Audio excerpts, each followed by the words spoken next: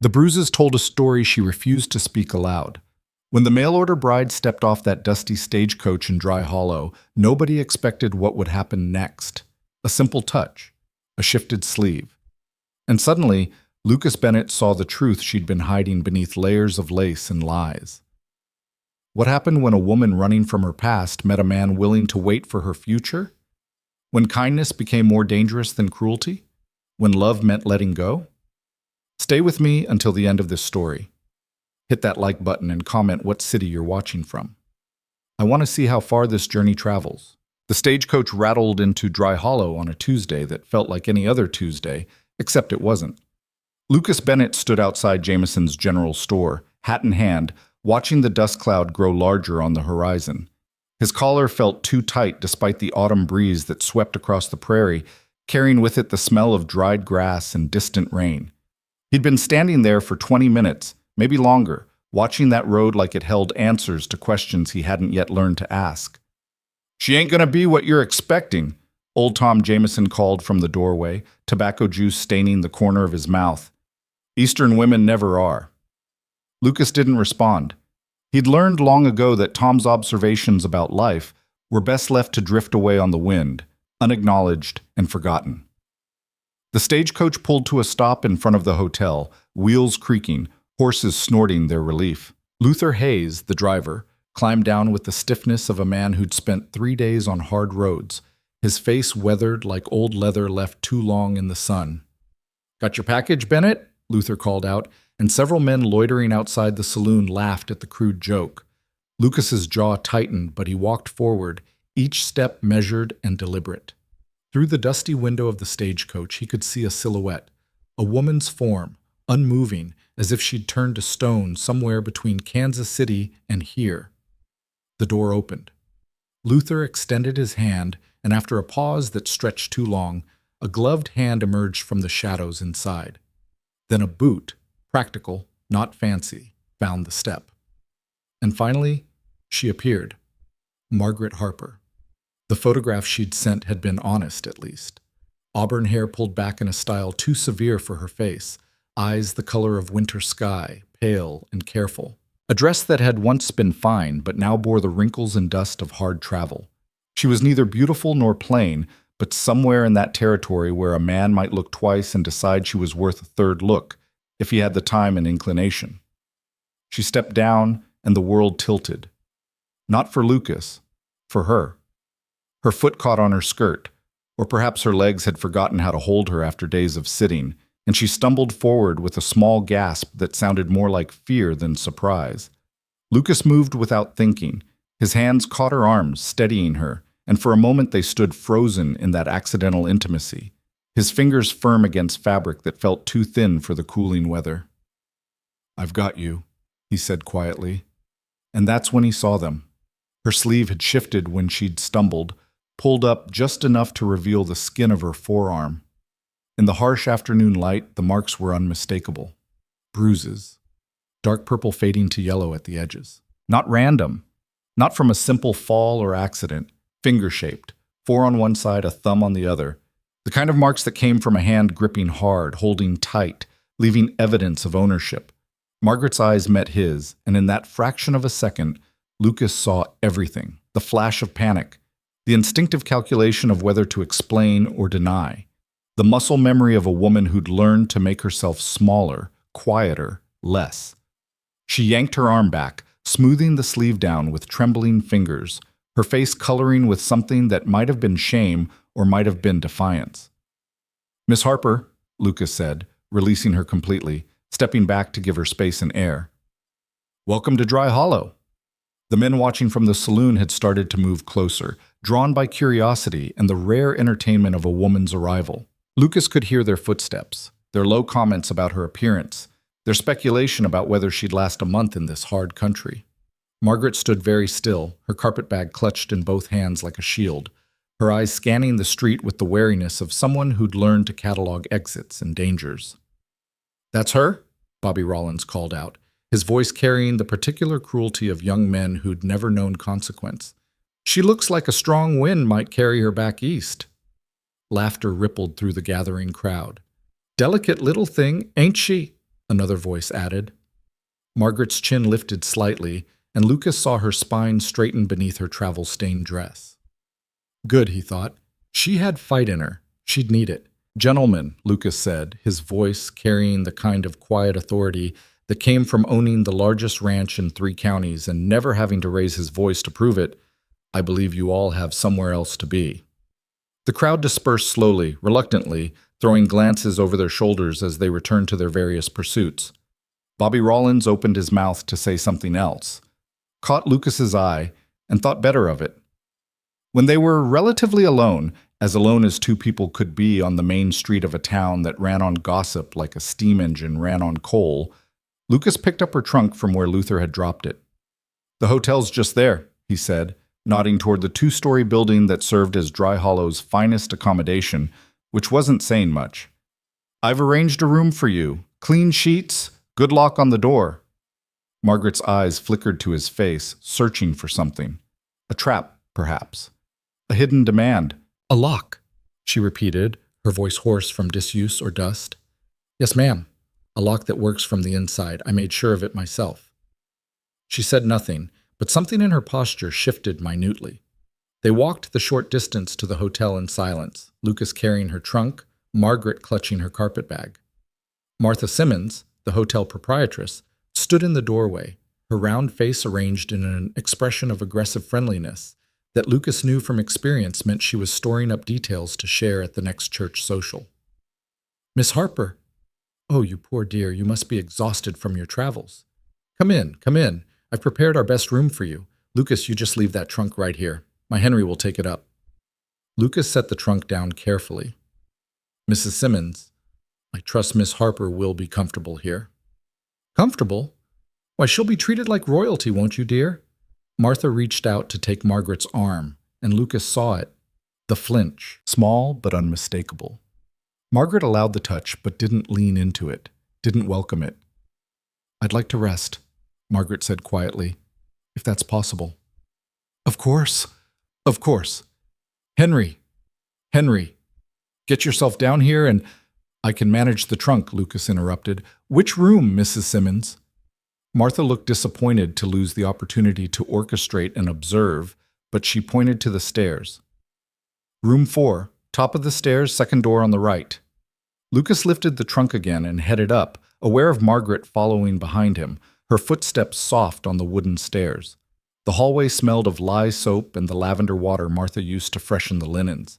He stopped at room 4, set the trunk down, and opened the door. The room was small but clean, as he'd requested. A bed with a quilt that had seen better days but was whole, a washstand with a pitcher and basin, a window that looked out over the street, and a door with a lock that he had personally tested that morning. Margaret stepped inside, her eyes taking in every detail with the systematic thoroughness of someone evaluating a cell. Miss Harper, Lucas said from the doorway, not entering the room, keeping the threshold between them. I want you to understand something. She turned to face him, her back straight, her hands clasped in front of her in a way that looked almost prayer-like. I wrote to you honestly about this arrangement, he continued. I need a wife. This ranch, this life, it's good land, good work, but it's lonely. I thought partnership might be better than solitude. Yes, she said. Your letter was very clear about your expectations. No, Lucas said, and something in his tone made her eyes sharpen. My letter told you what I was looking for, but I didn't tell you what I wouldn't do, so I'm telling you now. The afternoon light slanted through the window, catching dust motes in its amber glow. Somewhere outside, a dog barked and children laughed, sounds of a town going about its ordinary business. While inside the small room, something extraordinary was being negotiated. Nothing happens in this marriage unless you choose it, Lucas said, each word deliberate. Not a touch, not a kiss, not anything. You'll have 3 days to decide if you want to stay. 3 days where you're free to leave if this isn't what you want. And if you stay, if we marry, you'll have your own room with a lock on the door. You'll have space, you'll have time, you'll have choice. Margaret stared at him, her pale eyes wide with something that might have been disbelief. I don't understand, she whispered. Which part? Any of it. You paid for my passage. Her voice cracked slightly. Men don't offer choice. Lucas leaned against the door frame, keeping his posture relaxed, unthreatening. Then you've known the wrong men. Why? The question burst from her like water from a cracked dam. Why would you do this? What do you gain from waiting, from giving me power over your own life? Lucas finished. Miss Harper, if you're asking me why I think you should have control over your own person, then the men who taught you otherwise did you a terrible disservice. She turned away from him abruptly, moving to the window, her shoulders rigid. When she spoke again, her voice was carefully controlled. I crossed 2,000 miles to be here. I signed papers. There was an agreement. Agreements can be unmade, Lucas said, and should be if one party entered into them under duress or false pretenses. I wasn't... She stopped herself. I entered freely. Did you? The question hung in the air between them, gentle but unyielding. Margaret's hand rose unconsciously to her arm, to the place where the bruises lay hidden beneath her sleeve. She caught herself and dropped her hand, but Lucas had already seen the gesture. I'll leave you to rest, he said, straightening. There's a dining room downstairs. Mrs. Simmons serves supper at 6. You're welcome to join me, or you can have a tray sent up, whatever you prefer. He turned to leave, then paused. Miss Harper? One more thing.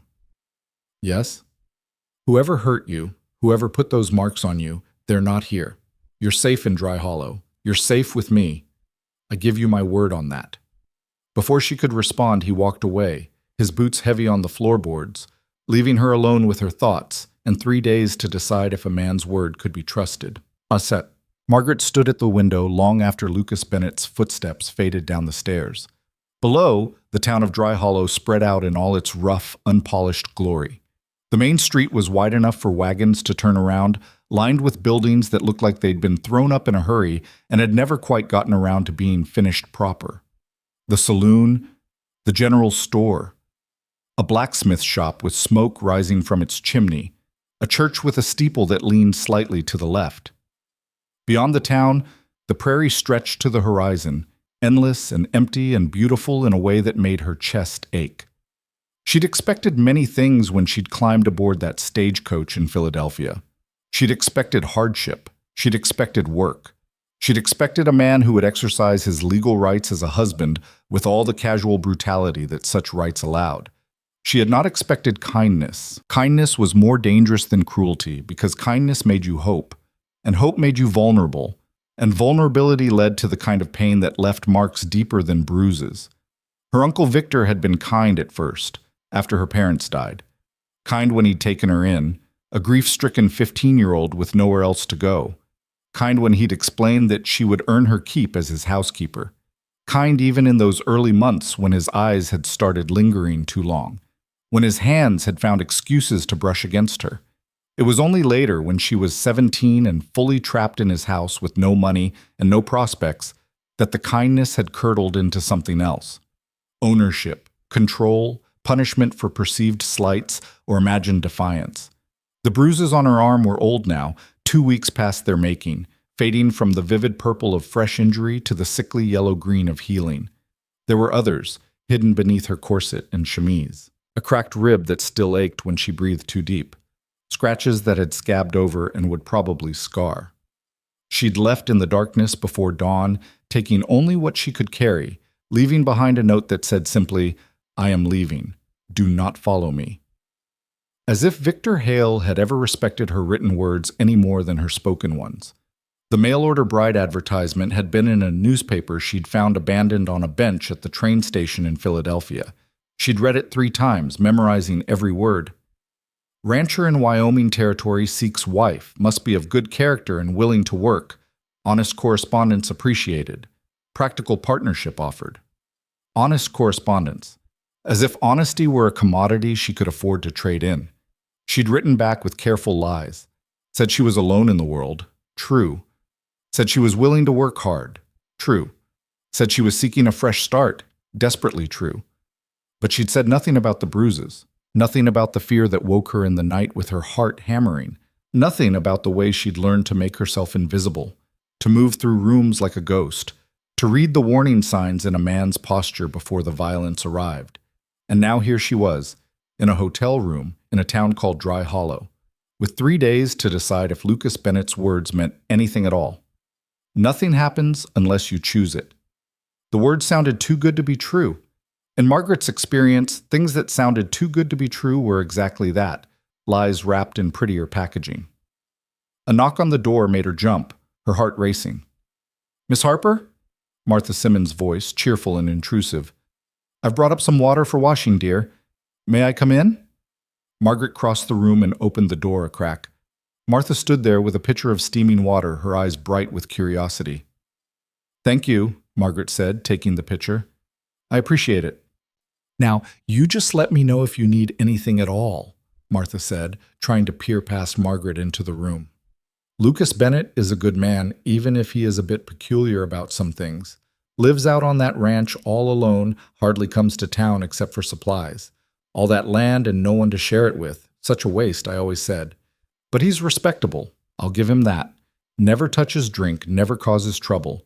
Though some folks say a man that quiet must be hiding something, but I always say—" "Thank you for the water," Margaret interrupted gently but firmly. "I'm very tired from my journey." Martha's mouth pursed in disappointment, but she nodded. "Of course, dear. You rest. Supper's at 6 if you're feeling up to it." Margaret closed the door and turned the lock. The click of the mechanism sliding into place was enormously satisfying. She poured the hot water into the basin and washed her face, her hands, the back of her neck. The warmth felt like a luxury after days of travel. She unpinned her hair and shook it out, then sat on the edge of the bed, suddenly exhausted beyond measure. The bed was soft. Softer than the narrow cot in her uncle's house where she'd slept for 5 years, always listening for footsteps in the hall, always ready to push the dresser against the door if needed. She lay back, just for a moment, just to rest her eyes. And for the first time in weeks, she slept without nightmares. Lucas didn't go to supper at the hotel that evening. He wanted to give Margaret space, and he also wanted to avoid Martha Simmons' pointed questions and the knowing looks of the other diners who would be watching to see how the mail-order bride and her intended groom interacted. Instead, he rode out to his ranch as the sun was setting, the sky turning shades of orange and purple that never failed to move something in his chest. The land had been in his family for 2 generations now. His grandfather had claimed it, his father had built it up, and now Lucas worked it alone, building something that felt increasingly empty with each passing year. The ranch house sat in a shallow valley protected from the worst of the winter winds by a line of cottonwoods his mother had planted when he was a boy. It wasn't large, 4 rooms downstairs, 2 upstairs, but it was solid. Good timber, good craftsmanship. A home built to last. He stabled his horse and went inside, lighting a lamp against the gathering darkness. The kitchen was clean but bare. The parlor held furniture his mother had chosen, now gathering dust. The bedroom upstairs where his parents had slept was closed off, had been since his mother died 3 years ago. His own bedroom was downstairs off the kitchen. Practical, convenient, lonely. He'd been thinking about marriage for over a year now, ever since he'd turned 32 and realized that the life he was living, work, sleep, more work, was sustainable but not satisfying. He wanted children. He wanted conversation at the dinner table. He wanted someone to share the small triumphs and frustrations of ranch life. But he'd seen too many marriages in Dry Hollow that looked more like business transactions or battlegrounds. He'd seen women diminished by the men who were supposed to protect them. He'd seen children raised in homes where fear was the primary emotion. He didn't want that. So when he'd finally placed the advertisement in the newspaper, he'd been careful with his words. Practical partnership. Not romance, not fairy tales, but something real and mutual. The responses had been varied. Some women wrote about their accomplishments in needlework or their ability to manage a household. Some sent daguerreotypes that he suspected had been taken years ago or of other people entirely. Some made it clear they were looking for security and were willing to provide whatever services a man required in exchange. But Margaret Harper's letter had been different. It was brief, almost curt. She listed her qualifications without embellishment. She could cook, clean, manage accounts, read and write well. She said she was 22 years old, in good health, and had no living family. She said she understood the reality of frontier life and was not seeking luxury or ease. And at the bottom, in handwriting that seemed to tremble slightly, she'd written, "I am seeking a place where the past cannot find me." Lucas had read that line a dozen times, wondering what past she was running from. But he'd written back and they'd exchanged 3 more letters, each one brief and factual, before he'd sent the money for her passage. Now she was here, with bruises on her arm and fear in her eyes, and Lucas understood that whatever past she was running from, it involved a man who hurt women. He'd meant what he'd said about choice, about waiting, about respect, but sitting alone in his kitchen as the darkness fell, Lucas wondered if Margaret Harper would believe him, wondered if she could believe him, given whatever she'd survived. The only thing he could do was prove it through his actions. Words were easy, any man could speak pretty words, but follow through. That was where truth lived. He'd give her 3 days, 3 days of space and safety, and then he'd let her decide. Even if she chose to leave, at least she'd have had those 3 days. At least she'd know that not all men were the same. It wasn't much, but it was all he could offer. Margaret woke to darkness and panic, unsure for a moment where she was. The bed was wrong. The sounds were wrong. The smell. Then memory returned. The stagecoach. Dry Hollow. Lucas Bennett. A lock on the door that worked from the inside. She sat up slowly, her ribs protesting. Moonlight streamed through the window, illuminating the small room. The silence was profound, broken only by distant sounds from the saloon, music and laughter muffled by distance. Her stomach rumbled, reminding her that she'd skipped supper and hadn't eaten much during the journey. But the thought of going downstairs, of facing strangers and their questions, made her stay where she was. She'd survived worse than hunger. She lay back down and counted the hours until dawn by watching the moonlight track across the floor. An old habit, developed during nights when sleep was too dangerous, when vigilance was survival. But here, in this room with its locked door, no footsteps approached. No handle turned. No voice demanded entry. Slowly, tentatively, she allowed herself to hope that maybe Lucas Bennett had meant what he'd said. Maybe. Lucas appeared at the hotel at 8 o'clock the next morning, hat in hand, looking uncomfortable in the lobby under Martha Simmons's watchful gaze. "Is Miss Harper available?" he asked. Martha pursed her lips. "She didn't come down for breakfast. Hasn't left her room at all, far as I can tell. I was just about to check on her, make sure she's—" "I'll check on her," Lucas interrupted smoothly. "If you don't mind." He climbed the stairs before Martha could object and knocked softly on the door of room 4. "Miss Harper, it's Lucas Bennett." A pause. Then, "One moment." He heard movement inside, the sounds of someone dressing hastily. When the door opened, Margaret stood there in the same dress she'd worn yesterday, her hair pinned up but slightly askew, her face pale. "I apologize," she said. "I overslept. I didn't mean to—" "You don't need to apologize," Lucas said. "You needed rest. That's not a crime." She blinked at him, as if the concept of not apologizing for every action was foreign. "I thought you might like to see the ranch," Lucas continued. "If you're feeling up to it. No obligation, just— I thought you should see where you'd be living if you decide to stay." Margaret hesitated, her hand on the doorframe. "Now? If you'd like. Or later. Or never, if you prefer. It's your choice." That phrase again. Your choice. "I'd like to see it," Margaret heard herself say. "Give me 10 minutes to make myself presentable."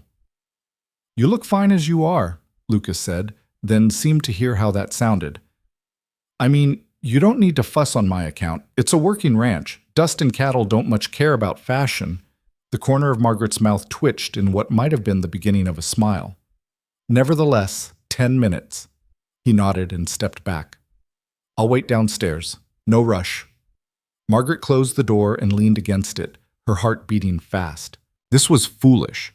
She should stay here in this room where it was safe, should maintain her distance, should not allow herself to be alone with a man she barely knew in the middle of the prairie where no one would hear her scream. But the alternative was what? Staying in this room forever? Running again? She'd run 2,000 miles. She was tired of running. She changed into her other dress, still travel-worn but cleaner, and repinned her hair properly. She wished she had a mirror to check her appearance, then was angry at herself for wishing it.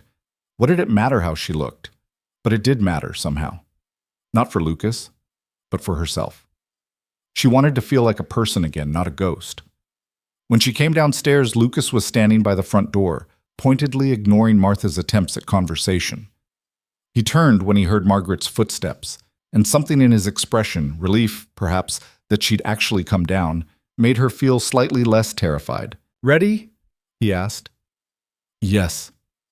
They walked outside to where a wagon waited, hitched to two sturdy horses. Lucas helped her up to the seat with careful, impersonal hands, then climbed up beside her. The bench was narrow enough that their shoulders nearly touched, but Lucas leaned slightly away, maintaining space between them. "It's about 40 minutes to the ranch," he said, snapping the reins gently. "The road's decent this time of year." They rode in silence for a while, the town of Dry Hollow falling behind them, the prairie opening up ahead. The morning air was crisp and clear, carrying the scent of sage and dried grass. Above them, the sky arched impossibly vast and blue. Margaret had never seen so much space in her life. In Philadelphia, the world had been narrow, streets and buildings and crowds pressed together. Here, the horizon seemed to go on forever, and the silence was so profound it felt sacred.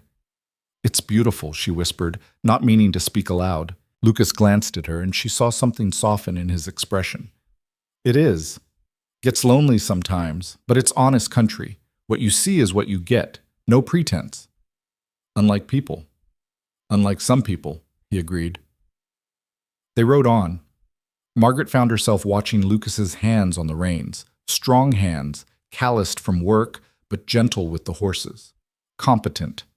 She'd learned to read danger in the small movements of men, and nothing in Lucas's posture suggested threat.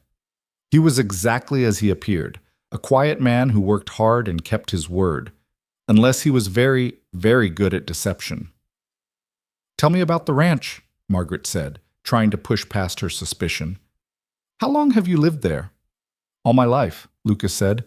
"My grandfather claimed the land in '49. My father built the house. I've been running it on my own for 3 years now, since my mother passed." "I'm sorry." "Thank you. She was a good woman, strong. She would have liked—" He stopped himself. "What?" "I was going to say she would have liked you, but that's foolish. I don't know you well enough to make that claim." Margaret looked down at her hands folded in her lap. "No one's ever said anyone would like me before." Lucas was quiet for a moment, then, "People have underestimated you, I think. Or I've been very good at making myself forgettable. That sounds like survival, not failure." The wagon crested a small rise, and suddenly the ranch spread out below them. The house sat nestled among cottonwoods, whitewashed and solid. Beyond it, she could see a barn, a corral with horses, fields that had been harvested and now lay fallow for winter. It looked like home. The thought terrified her. Lucas pulled the wagon to a stop in front of the house and climbed down, then offered his hand to help her descend. Margaret took it briefly, releasing it as soon as her feet touched the ground. "Would you like to see inside?" Lucas asked. Margaret nodded, unable to speak past the tightness in her throat.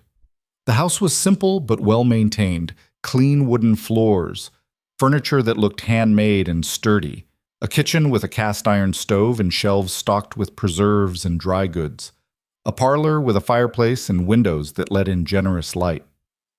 "Upstairs are 2 bedrooms," Lucas said. "The larger one was my parents'. It's yours if you stay. I sleep downstairs off the kitchen." He led her up the narrow stairs and opened the door to a room that took Margaret's breath away.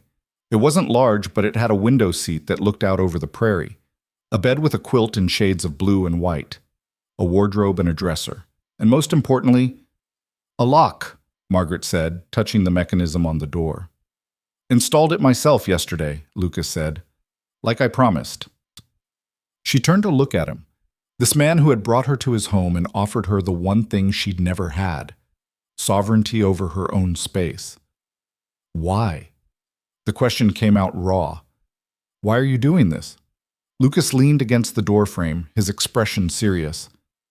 "My father used to say that the measure of a man isn't in what he takes, but in what he protects. I don't want to take anything from you, Miss Harper. I want to protect your right to choose your own life." "But you need a wife. You said so in your letters." "I do. But I need a partner, not a possession. There's a difference." Margaret walked to the window seat and sat down, looking out at the endless prairie. "I don't know if I can be what you need." "What do you think I need?" "Someone whole. Someone who doesn't wake up afraid. someone who can trust. Lucas was quiet for a long moment. When he spoke, his voice was gentle but firm. Miss Harper, Margaret, I'm not asking for perfection. I'm asking for honesty, for partnership, for two people trying to build something good together. That's all. What if I can't? She whispered. What if I'm too broken? Then you're broken in a place where breaking is allowed, where healing can happen if you want it to, at your own pace, in your own time. Margaret closed her eyes, feeling tears prick at the corners. She couldn't remember the last time she'd cried. Tears had been dangerous in her uncle's house, a sign of weakness that invited punishment. But here, in this room with its lock and its window seat and its impossible kindness, she felt the tears come anyway. Lucas didn't move toward her, didn't try to comfort her with touch or hollow words.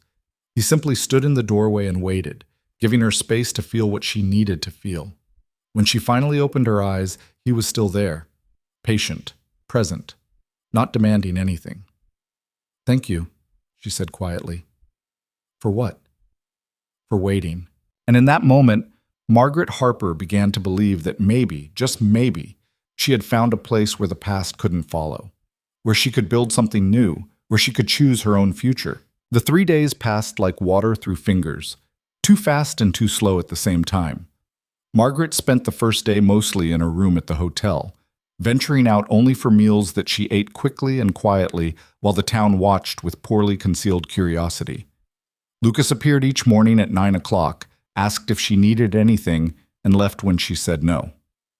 He never pushed, never lingered, never made her feel obligated to fill the silence with conversation she wasn't ready to have. On the second day, she accepted his invitation to visit the ranch again. This time, he showed her the barn where 3 milk cows stood chewing cud with placid disinterest.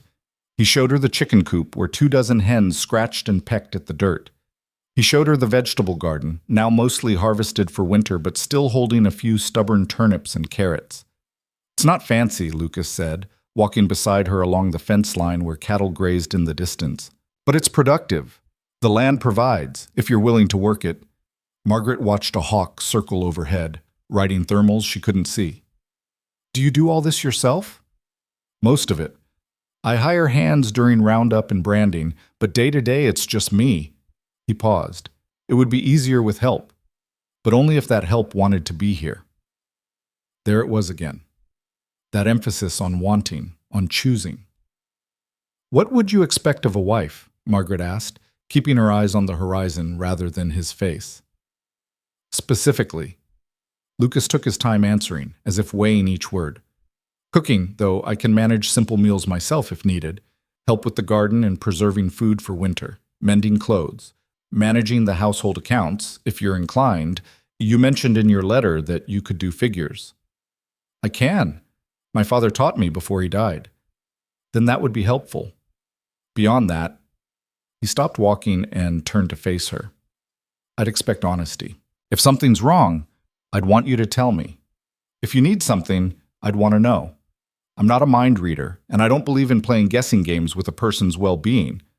Margaret looked at him directly for the first time since they'd started walking. And what would you expect in terms of marital relations? She watched his face carefully, looking for the shift that always came when men talked about their rights and entitlements. Lucas didn't shift. His expression remained open, serious. Nothing. Not until you wanted it. If you wanted it. Most men wouldn't accept that arrangement. I'm not most men. He said it simply, without arrogance or pride. Just fact. What if I never wanted it? Margaret pressed, testing the boundaries of his patience. What if I agreed to marry you but never consented to that aspect of marriage? Lucas was quiet for a long moment, his eyes on the distant mountains. When he spoke, his voice was measured. Then we'd have a marriage of partnership without that element. I won't lie and say it wouldn't be disappointing, but forced intimacy isn't intimacy at all. It's violence. And I meant what I said about choice. Margaret felt something crack inside her chest. Not breaking, opening, like a door she'd kept locked for so long she'd forgotten it was there. I need to think, she whispered. Of course. You have until tomorrow evening. No pressure either way. They walked back to the house in silence, but it was a different kind of silence now. Not uncomfortable. Not filled with unspoken threats. Just quiet. Like the prairie itself, vast and patient and willing to wait. That evening, Margaret sat in her hotel room and tried to think rationally about her options. She could stay and marry Lucas, accepting his offer of a partnership built on respect and patience. Or she could take the money she had left, not much, but enough to get her somewhere else, and try to build a life on her own terms in some other town where no one knew her history. The problem was that she had no skills that would earn her decent wages. She could be a seamstress, perhaps, or a laundress. She could work in a hotel or a boarding house. But those positions were scarce and poorly paid, and they would leave her vulnerable to the kind of men who saw a woman alone as an invitation. At least with Lucas, she would have legal protection, a husband's name, a home. But was safety enough reason to marry someone? She thought about the way he'd looked at her bruises, not with pity or disgust, but with a kind of quiet anger that seemed directed at the person who'd made them rather than at her for having them. She thought about the lock on the door upstairs in his ranch house, the way he stood in doorways instead of entering rooms without permission, the space he maintained between them even when helping her into the wagon. Every action spoke of a man who understood that trust was earned through consistency, not demanded through authority. The question wasn't whether Lucas Bennett was a good man. The evidence suggested he was. The question was whether Margaret could allow herself to believe it. On the third day, she woke with a strange sense of calm. She dressed carefully in her better dress, still shabby by Philadelphia standards, but clean and whole. She pinned her hair up with extra care. She looked at herself in the small mirror above the washstand and tried to see what Lucas saw when he looked at her. A woman worth waiting for. The thought was so foreign, it almost made her laugh. Lucas arrived at 9 o'clock, as he had the previous 2 days, but this time his expression held a tension that hadn't been there before. He knew what today was. Decision day. "Good morning, Miss Harper." "Mr. Bennett?" She stepped out into the hallway and closed the door behind her. "Could we take a walk? I'd like to talk somewhere private." Something flickered across his face. Hope or fear, she couldn't tell which. "Of course." They walked out of town, following a path that led along Dry Creek, which was barely more than a trickle this time of year. The morning air was cool and crisp, smelling of autumn and approaching winter. Margaret wrapped her shawl tighter around her shoulders. "I've made my decision," she said when they were far enough from town that no one could overhear. Lucas stopped walking. His hands, she noticed, were clenched at his sides, not in anger, but in anticipation. "I'm listening."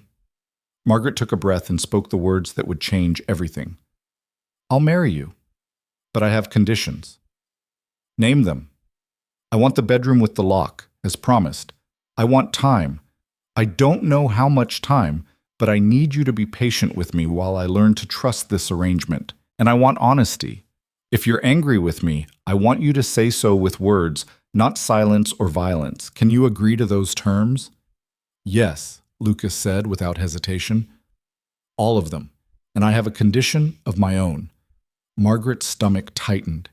Here it came. The catch. The hidden requirement that would make all his pretty words meaningless. "If I do something that frightens you or makes you uncomfortable, I want you to tell me. Immediately. I can't fix what I don't know is broken." That was his condition? That she communicate with him? "I can do that," Margaret said, her voice barely above a whisper. "I'll try." Lucas nodded slowly, and then he did something unexpected. He extended his hand for a handshake, the way men did when sealing a business deal. "Partners, then," he said.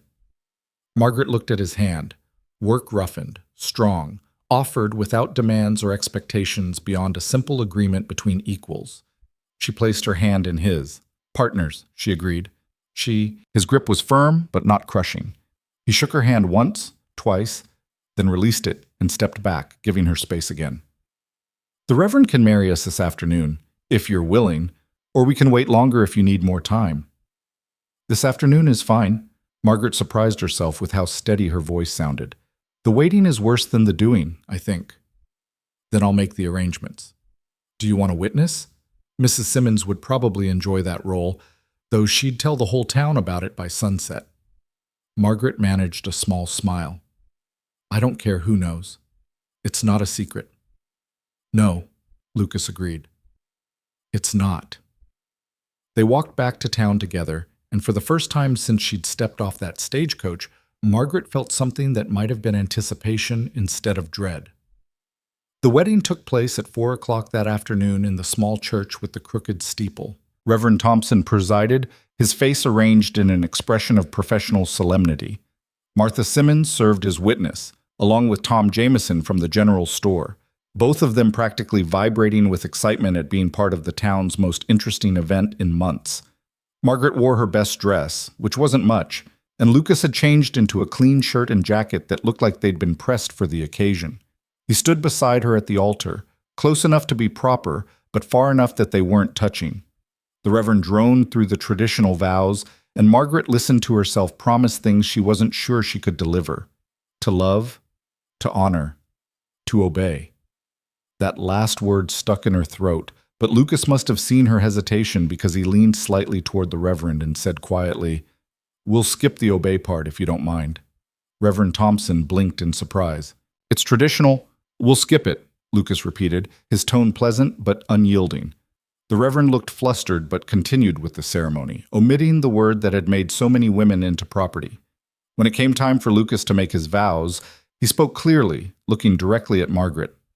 "I promise to respect you, to provide for you, to give you space when you need it and support when you ask for it. I promise to be honest with you, even when honesty is difficult. And I promise to honor your choices, whatever they may be." Those weren't the traditional vows, they were better. "You may kiss the bride," Reverend Thompson said, sounding uncertain about whether this particular couple would follow even that tradition. Lucas looked at Margaret, one eyebrow raised in question. She nodded, barely, and he leaned forward and pressed a kiss to her forehead. Chaste, brief, respectful. Martha Simmons sighed with what sounded like disappointment, probably hoping for something more dramatic to report. "I now pronounce you husband and wife," the Reverend said, snapping his Bible shut with finality. And just like that, Margaret Harper became Margaret Bennett. They signed the marriage certificate with Tom and Martha as witnesses, and then they were done. Married, legal, bound together by law and paper and promises that Margaret half believed and half feared. "I'll get your things from the hotel," Lucas said as they stepped out into the late afternoon sunlight. "Unless you'd prefer to spend one more night there before moving to the ranch?" Margaret considered it. The hotel room had been safe, a neutral space where she could retreat, but it wasn't home, and it never would be. "I'll come with you to the ranch," she said. "Tonight." Lucas nodded and went to settle her bill with Martha, while Margaret waited outside, watching the sun begin its descent toward the horizon. Other people passed by, offering congratulations that ranged from genuine to skeptical. Bobby Rollins rode past on his horse and called out, "Good luck, Bennett. You're going to need it." Lucas ignored him completely, emerging from the hotel with Margaret's trunk and carpet bag. He loaded them into the wagon with efficient movements, then helped Margaret up to the seat. The ride to the ranch was quieter than their previous trips. The enormity of what they'd just done seemed to settle between them like a physical presence. They were married now, legally bound. Whatever happened next would happen within the framework of that binding. Margaret's hands trembled slightly in her lap, and she folded them together to still them. "Nervous?" Lucas asked, his eyes on the road. "Yes." "Me too." She looked at him in surprise. "You are? I just married a woman I've known for 3 days. I'd be a fool not to be nervous." The honesty of it eased something in her chest. "What are you nervous about?" Lucas was quiet for a moment, the only sound the creak of the wagon and the steady clop of hooves on packed dirt. "That I'll do something wrong, say something wrong, that I'll fail to live up to the promises I just made." "You could have taken the easy path," Margaret said, "demanded your rights as a husband, insisted on immediate consummation. The law would have supported you." "The law supports a lot of things that are wrong." He glanced at her briefly. "I don't want a wife who submits out of legal obligation. I want a partner who chooses to be here. That's worth waiting for." They arrived at the ranch as the sun was setting, painting the sky in shades of amber and rose. Lucas pulled the wagon up to the house and climbed down, then reached up to help Margaret descend. His hands at her waist were impersonal, steadying, and he released her as soon as her feet touched the ground. "I'll bring your trunk up to your room," he said. "Unless you'd prefer to do it yourself." I can't carry it alone, Margaret admitted. Then I'll bring it up. Just let me light some lamps first. He moved through the house, lighting lamps and the fire in the kitchen stove, creating warmth and light against the gathering darkness. Margaret stood in the kitchen, watching him work, trying to imagine this as her life now. Watching this man move through these rooms, cooking in this kitchen, sleeping in the room upstairs with the lock on the door.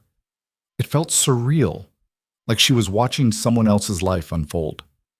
Lucas carried her trunk upstairs, and she heard the heavy thump as he set it down. When he came back down, he went to the kitchen and started pulling out food. "Are you hungry?" he asked. "I'm not much of a cook, but I can manage bread and cheese and some of the preserves my mother put up before she died." "That sounds fine." Margaret moved to help him, needing something to do with her hands. Together they prepared a simple meal and sat down at the kitchen table to eat. It was strange, this domestic scene, a husband and wife sharing supper on their wedding night. But instead of the fear she'd expected, Margaret felt only a cautious curiosity about what would happen next. They ate in silence for a while, and then Lucas said, "I want to establish some things. Ground rules, I suppose." Margaret's appetite vanished. Here it came. The demands, the expectations. "I'll knock before entering any room you're in," Lucas continued, "including the kitchen, if you're working in here alone. Your bedroom is yours entirely. I won't enter it without explicit invitation, and if at any point you want me to leave a room or stop doing something, you just say the word, and I will. No questions, no arguments." Margaret stared at him. "Those are your ground rules, rules that protect me. They protect both of us. They establish clear boundaries so neither of us has to guess. What about your rules for me?" Lucas considered this while chewing a piece of bread. "I suppose I'd ask that you be honest with me. If you're unhappy or uncomfortable or need something, don't suffer in silence. I can't help if I don't know there's a problem. That's all?" "That's all." Margaret set down her fork, her hands shaking again. "I don't understand you." "What don't you understand?" "Why you're being kind. What you get out of this arrangement. Men don't—" She stopped, struggling for words. "Men don't just give without expecting something in return." Lucas was quiet for a long moment. When he spoke, his voice was gentle but firm. "Margaret, whoever taught you that men only take and never give did you a terrible disservice. I'm being kind because that's how I was raised. Because my mother would have boxed my ears if I treated a woman with anything less than respect. And yes, I hope to get something out of this arrangement. Companionship, partnership, someone to share this life with. But I don't believe those things can be forced or demanded. They have to be freely given, or they're meaningless." Tears pricked at Margaret's eyes again, and she blinked them back furiously. She was tired of crying, tired of being weak. "I'm afraid," she whispered. "All the time. Of everything." "I know." Lucas's voice was impossibly gentle. "And that's all right. Fear is reasonable, given what you've survived. You don't have to pretend to be brave." "How did you know? About what I survived?" "The bruises, the way you flinch when people move too fast, the way you calculate exits in every room." He paused. "I've seen it before. My mother had a friend who came to stay with us for a few months when I was young. She had the same look in her eyes that you do, like she was always expecting the next blow." "What happened to her?" "She healed, slowly. It took time and patience, and people who were willing to let her heal at her own pace. Eventually she remarried, a good man who treated her well. Last I heard, she was happy." The story offered hope, and hope was dangerous, but Margaret found herself grasping at it anyway. They finished their meal in silence, and then Margaret helped Lucas clean the dishes. Working side by side at the wash basin felt strange and intimate in a way that had nothing to do with physical touch. It was the domesticity of it, the partnership. When the kitchen was clean, Lucas banked the fire in the stove and checked that the doors were locked. "I usually wake around 5, he said. "I try to move quietly, but the floor creaks. I apologize in advance if I wake you. I'm a light sleeper anyway." "Not surprising." He moved toward his room off the kitchen, then paused.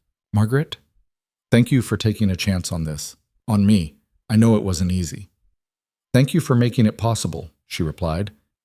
Lucas nodded and disappeared into his room, closing the door behind him with a soft click.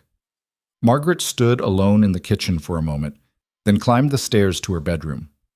The room looked exactly as it had when Lucas had shown it to her days ago, except now her trunk sat at the foot of the bed.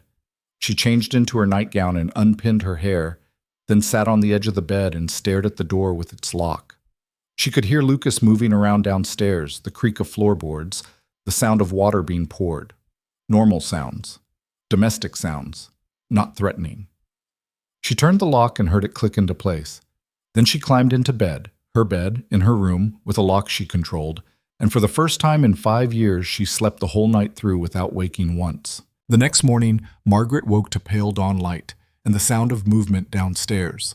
True to his word, Lucas was up before sunrise, moving through the house with the quiet efficiency of someone who'd lived alone for a long time.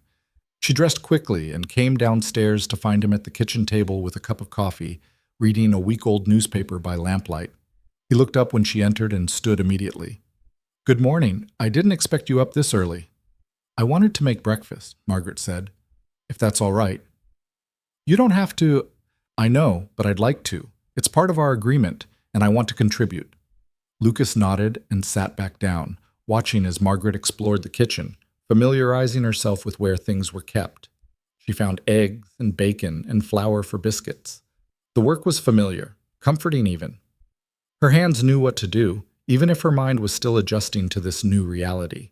They ate breakfast together as the sun rose, and Lucas told her about his plans for the day, checking fences in the north pasture, moving some cattle closer to the house for winter. He asked if she wanted to come along or preferred to stay and settle in. "I'll stay," Margaret said. "I'd like to unpack properly. Maybe start learning the layout of the house and where everything is. Whatever you prefer." He stood and carried his plate to the wash basin. "I'll be back by mid-afternoon. If you need anything, the nearest neighbor is about 2 miles east, the Johnsons. Emma Johnson is a kind woman. She'd help if you needed it." "I'll be fine." Lucas nodded, pulled on his coat and hat, and headed out to the barn. Through the kitchen window, Margaret watched him saddle his horse and ride off toward the northern pasture, his figure growing smaller against the vast prairie. Then she was alone. Truly alone, for the first time since arriving in Dry Hollow. The silence of the house was profound but not oppressive. She moved through the rooms slowly, touching surfaces, opening cupboards, learning the geography of her new home. The parlor held books, not many, but more than she'd expected. Works by Cooper and Irving, a Bible, some agricultural journals. The kitchen was well organized, everything in its place. Lucas's bedroom door was closed, and she didn't open it. That was his space, just as her room upstairs was hers. She spent the morning unpacking her trunk, hanging her few dresses in the wardrobe, arranging her small collection of personal items, a hairbrush that had been her mother's, a book of poetry, a small wooden box containing letters from her father written before he died. Everything she owned in the world fit in one trunk and still left room to spare. By noon, she'd finished unpacking and decided to explore the property around the house. She wrapped a shawl around her shoulders and stepped outside into the autumn sunshine. The land stretched endlessly in all directions, broken only by the line of cottonwoods along the creek and the distant mountains on the horizon. The air smelled clean and sharp, nothing like the coal smoke and sewage smell of Philadelphia. Birds she couldn't name called from the trees. Somewhere in the distance, cattle lowed.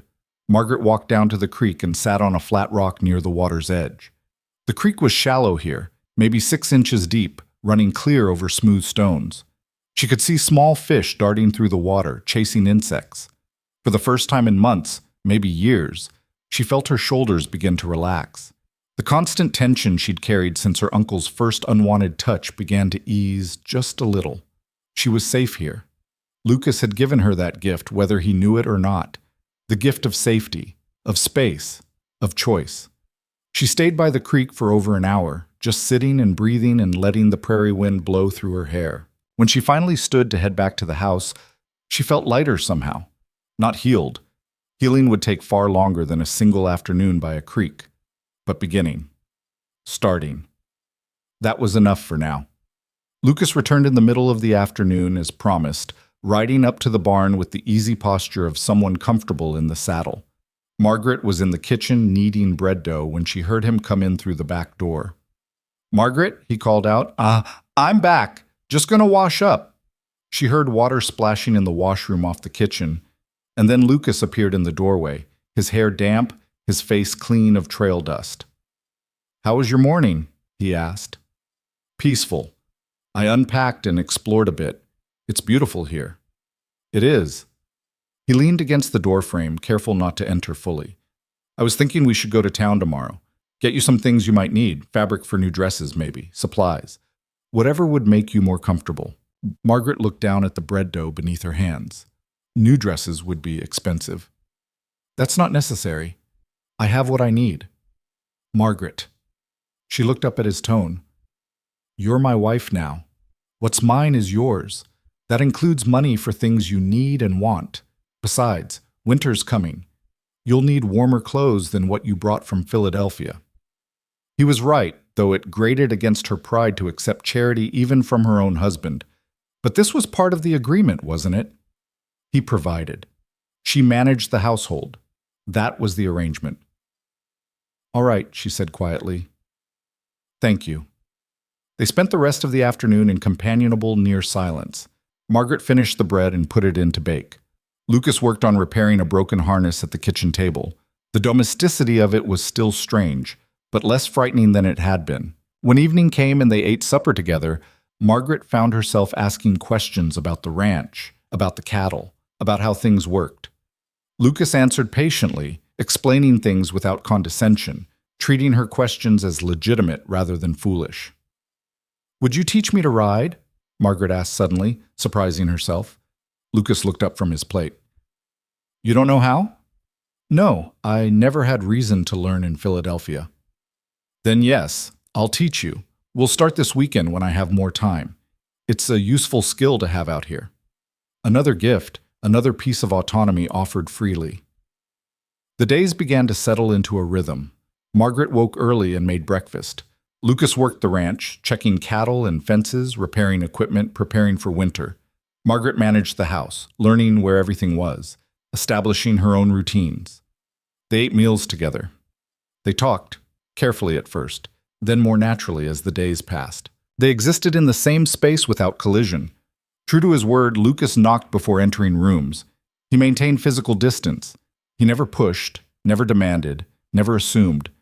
And slowly, so slowly Margaret almost didn't notice it happening, she began to relax. The fear didn't disappear. It was still there, a constant companion, ready to resurface at unexpected moments. But it began to share space with other feelings. Curiosity, interest.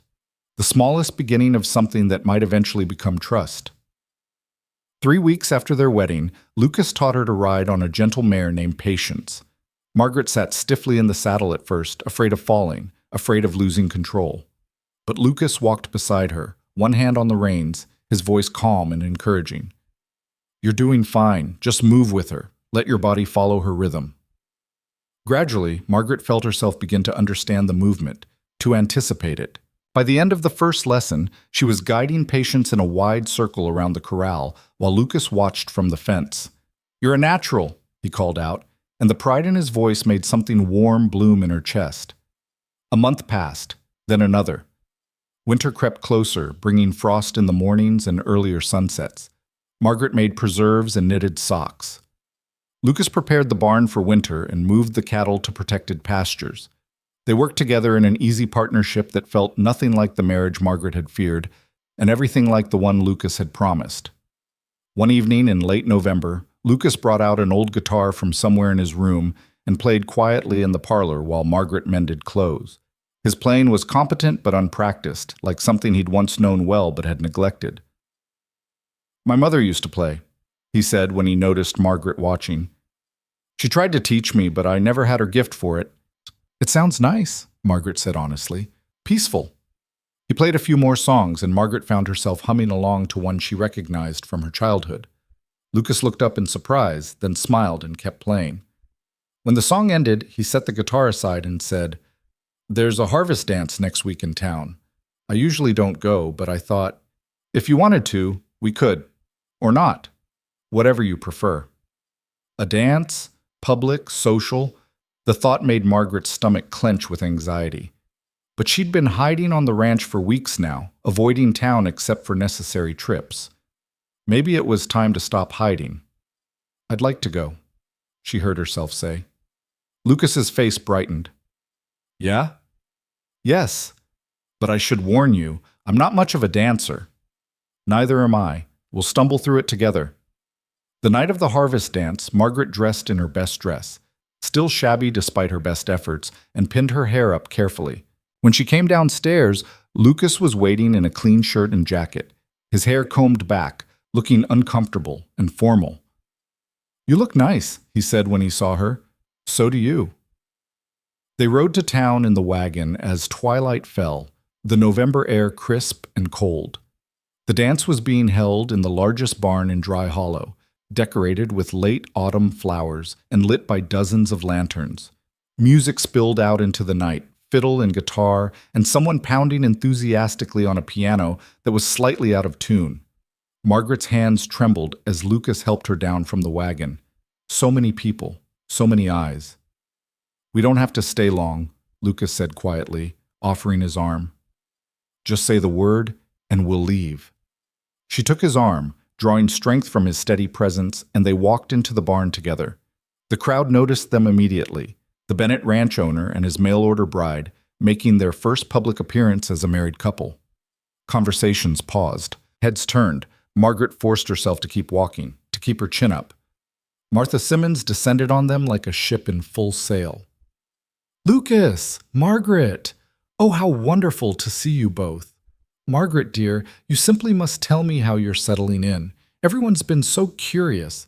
"Mrs. Simmons," Lucas interrupted smoothly, "would you mind terribly if I borrowed my wife for a dance first? We can catch up afterward." He guided Margaret onto the makeshift dance floor before Martha could respond, his hand finding her waist, his other hand taking hers. The contact was still startling. They'd touched so rarely in the past 2 months, but his grip was gentle, respectful. "Thank you," Margaret whispered, "for rescuing me." "Always," Lucas said, and began to lead her in a simple waltz. Margaret was stiff at first, counting steps in her head, afraid of making a mistake. But Lucas was patient, guiding her through the movements, and gradually she began to relax into the rhythm. "You're doing fine," he murmured. "Just follow me." Other couples swirled around them, laughing and talking, but Margaret focused only on Lucas, on the careful space he maintained between their bodies, on the way he held her firmly enough to guide but gently enough that she never felt trapped. The song ended and another began, and they kept dancing. Margaret found herself smiling despite her nervousness. This was nice. This was pleasant. This was nothing like the fear she'd expected. When they finally left the dance floor to get refreshments, Emma Johnson approached them with a warm smile. She was a woman in her 40s, round and comfortable-looking, with kind eyes.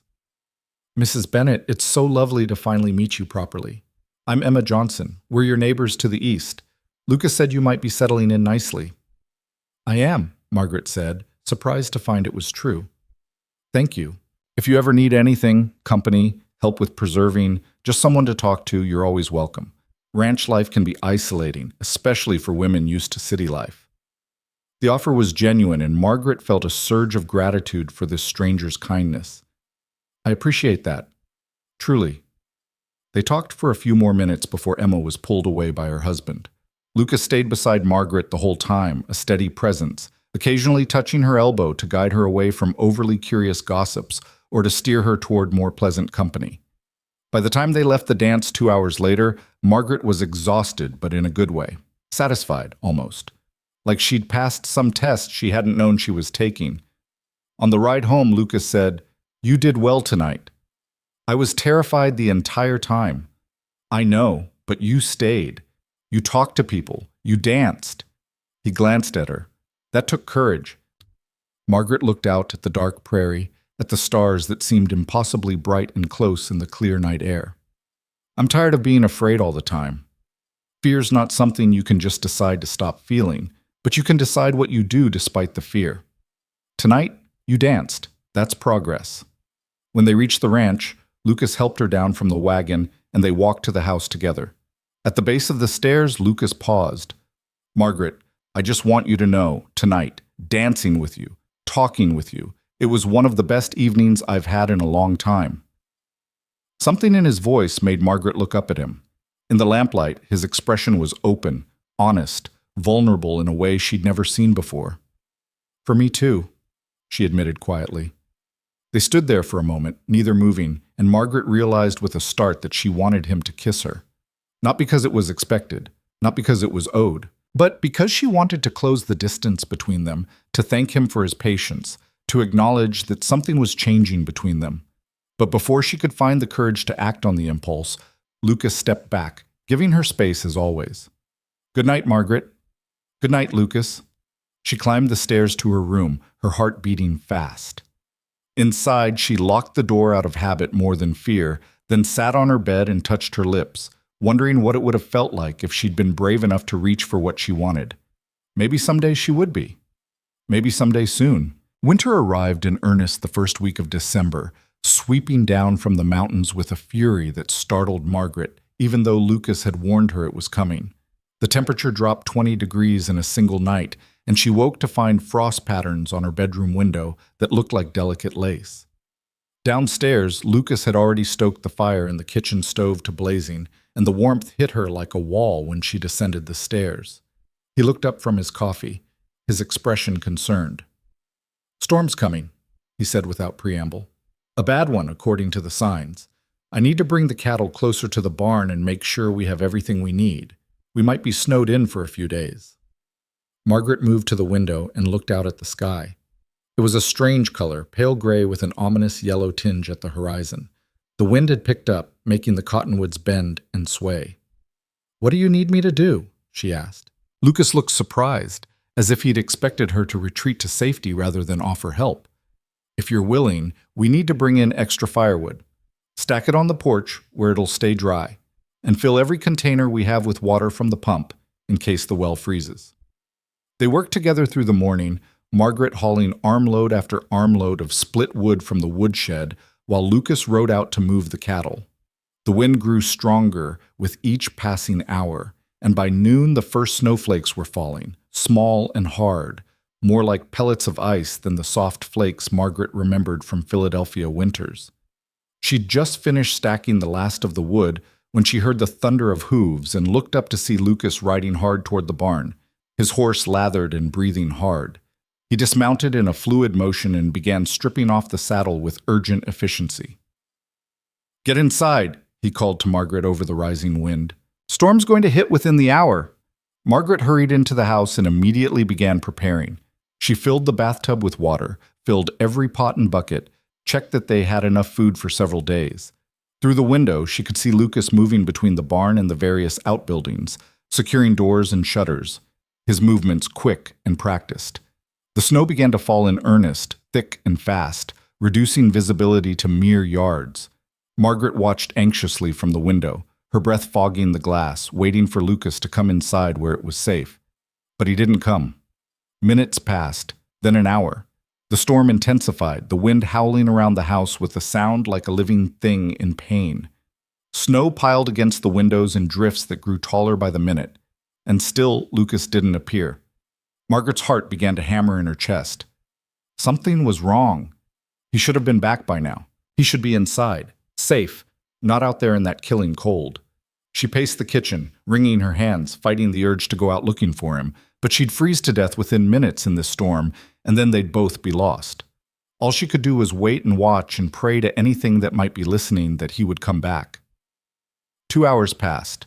The storm showed no signs of abating. If anything, it was getting worse, the wind shrieking now, the temperature plummeting. Margaret fed more wood into the stove with shaking hands, her mind conjuring terrible images of Lucas frozen in the snow, buried in a drift, alone and dying while she stood here, warm and helpless. She'd never felt so powerless in her life, not even when her uncle had locked her in the cellar for 3 days as punishment for some imagined slight. At least then she'd only had herself to worry about. But this was different. This was caring about someone else's survival more than her own comfort. When had that happened? When had Lucas Bennett become someone she couldn't imagine losing? The realization struck her like a physical blow. She cared about him, more than cared. Somewhere in the past 3 months, between his patient kindness and his steady presence and his absolute refusal to take what she wasn't ready to give, she'd fallen in love with him. And now he might be dying out there in the storm. The thought was unbearable. Margaret stood at the window, her forehead pressed against the cold glass, watching the white chaos outside and willing him to appear. Come back, she thought desperately. Please come back. I never told you. I never said it. Please don't leave me before I can tell you.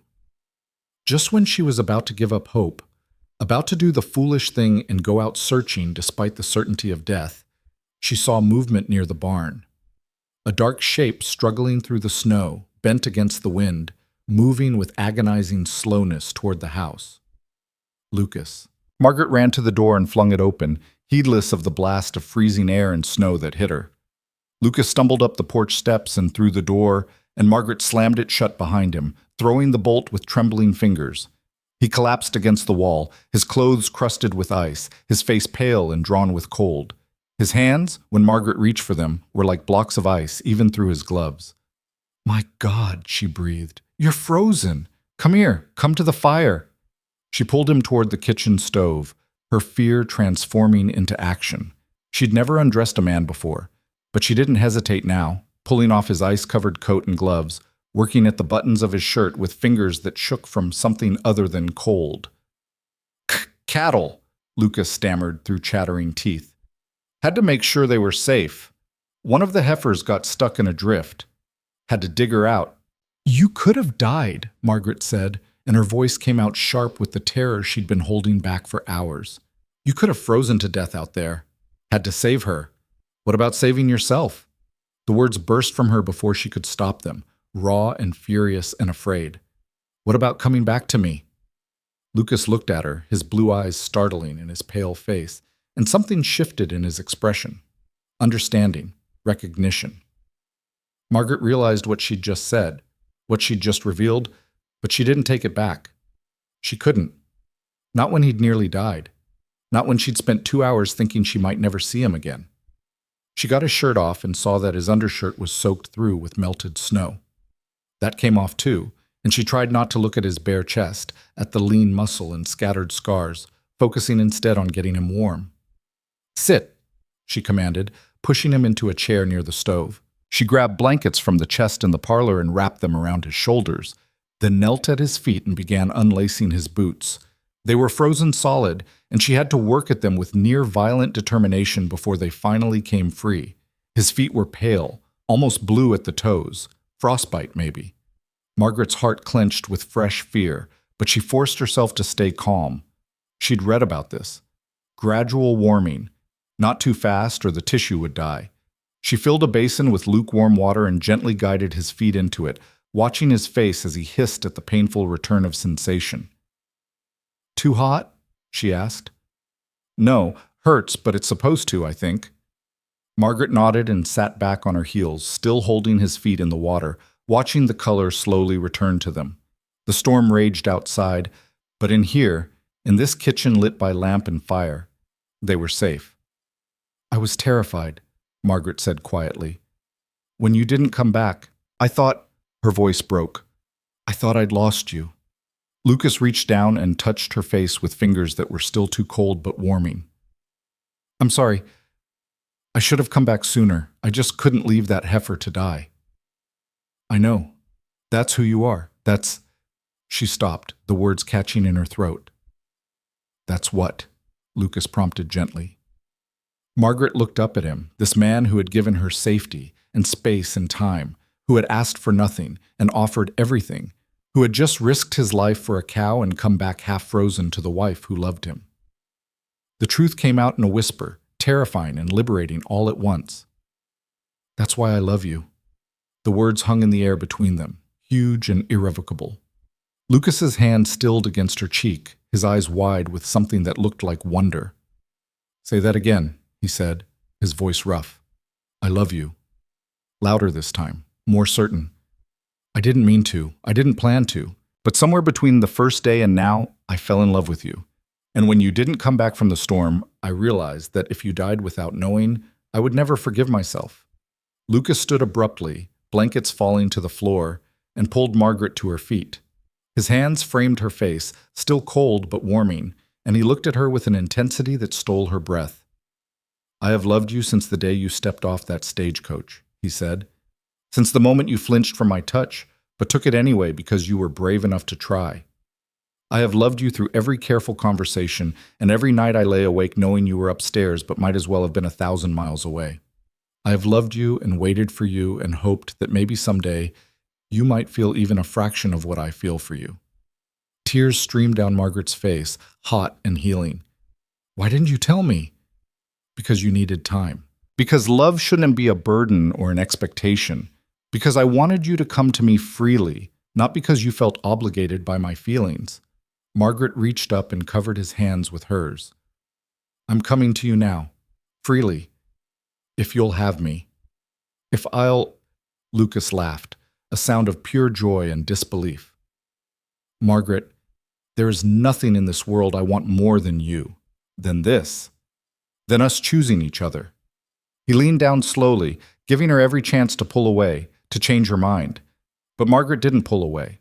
She rose on her toes and met him halfway, her lips finding his in a kiss that was tentative at first, then deeper, more certain. It was Margaret's first real kiss. The few times her uncle had tried to force his attentions on her didn't count. Those had been violence, not intimacy. This was different. This was choice. This was love freely given and received. When they finally broke apart, both breathing hard, Lucas rested his forehead against hers. "I don't want to sleep downstairs anymore," he said quietly. "Not if you don't want me to." Margaret's heart raced, but not with fear, with anticipation, with want. "I don't want you to." "Are you sure? We don't have to rush anything. We can—" She silenced him with another kiss, pouring into it all the things she didn't yet have words for. The gratitude, the trust, the love. When she pulled back, her voice was steady. "I'm sure. I'm choosing this. I'm choosing you. I'm choosing us." Lucas swept her into his arms, carefully, always carefully, even in his passion, and carried her toward the stairs. Outside, the storm continued its assault on the house, but neither of them noticed. They were too busy discovering each other, learning the geography of want and trust, building something new from the ashes of Margaret's fear. That night, their marriage became real in every sense of the word. Not because law demanded it or society expected it, but because two people who had learned to trust each other chose to offer the most vulnerable parts of themselves and found they were cherished rather than exploited. When Margaret finally fell asleep in Lucas's arms, the lock on the bedroom door hung open and forgotten. She didn't need it anymore. She was safe, not because of a mechanism of wood and metal, but because of the man whose heartbeat she could feel beneath her cheek, steady and strong and utterly reliable. The storm raged for 3 days, trapping them in the house together. But it didn't feel like imprisonment. It felt like a honeymoon delayed, but all the sweeter for the waiting. They talked for hours, sharing histories and dreams. Lucas told her about his parents, about growing up on this land, about his hopes for the future. Margaret told him about her childhood before her parents died, about the books she'd loved, about the person she'd been before fear had made her small.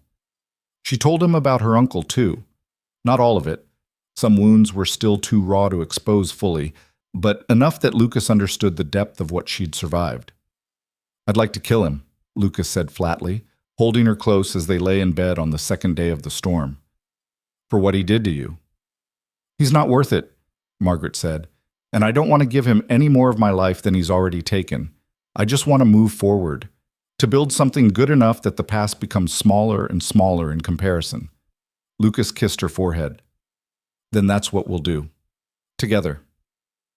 By the time the storm finally cleared on the 4th day, the world outside was transformed. Snow had piled in massive drifts against the house and barn, sculpted by the wind into shapes that looked almost artistic. The sky was brilliantly blue, and the sun on the snow was so bright it hurt to look at. Lucas bundled up and went out to check on the animals. All had survived.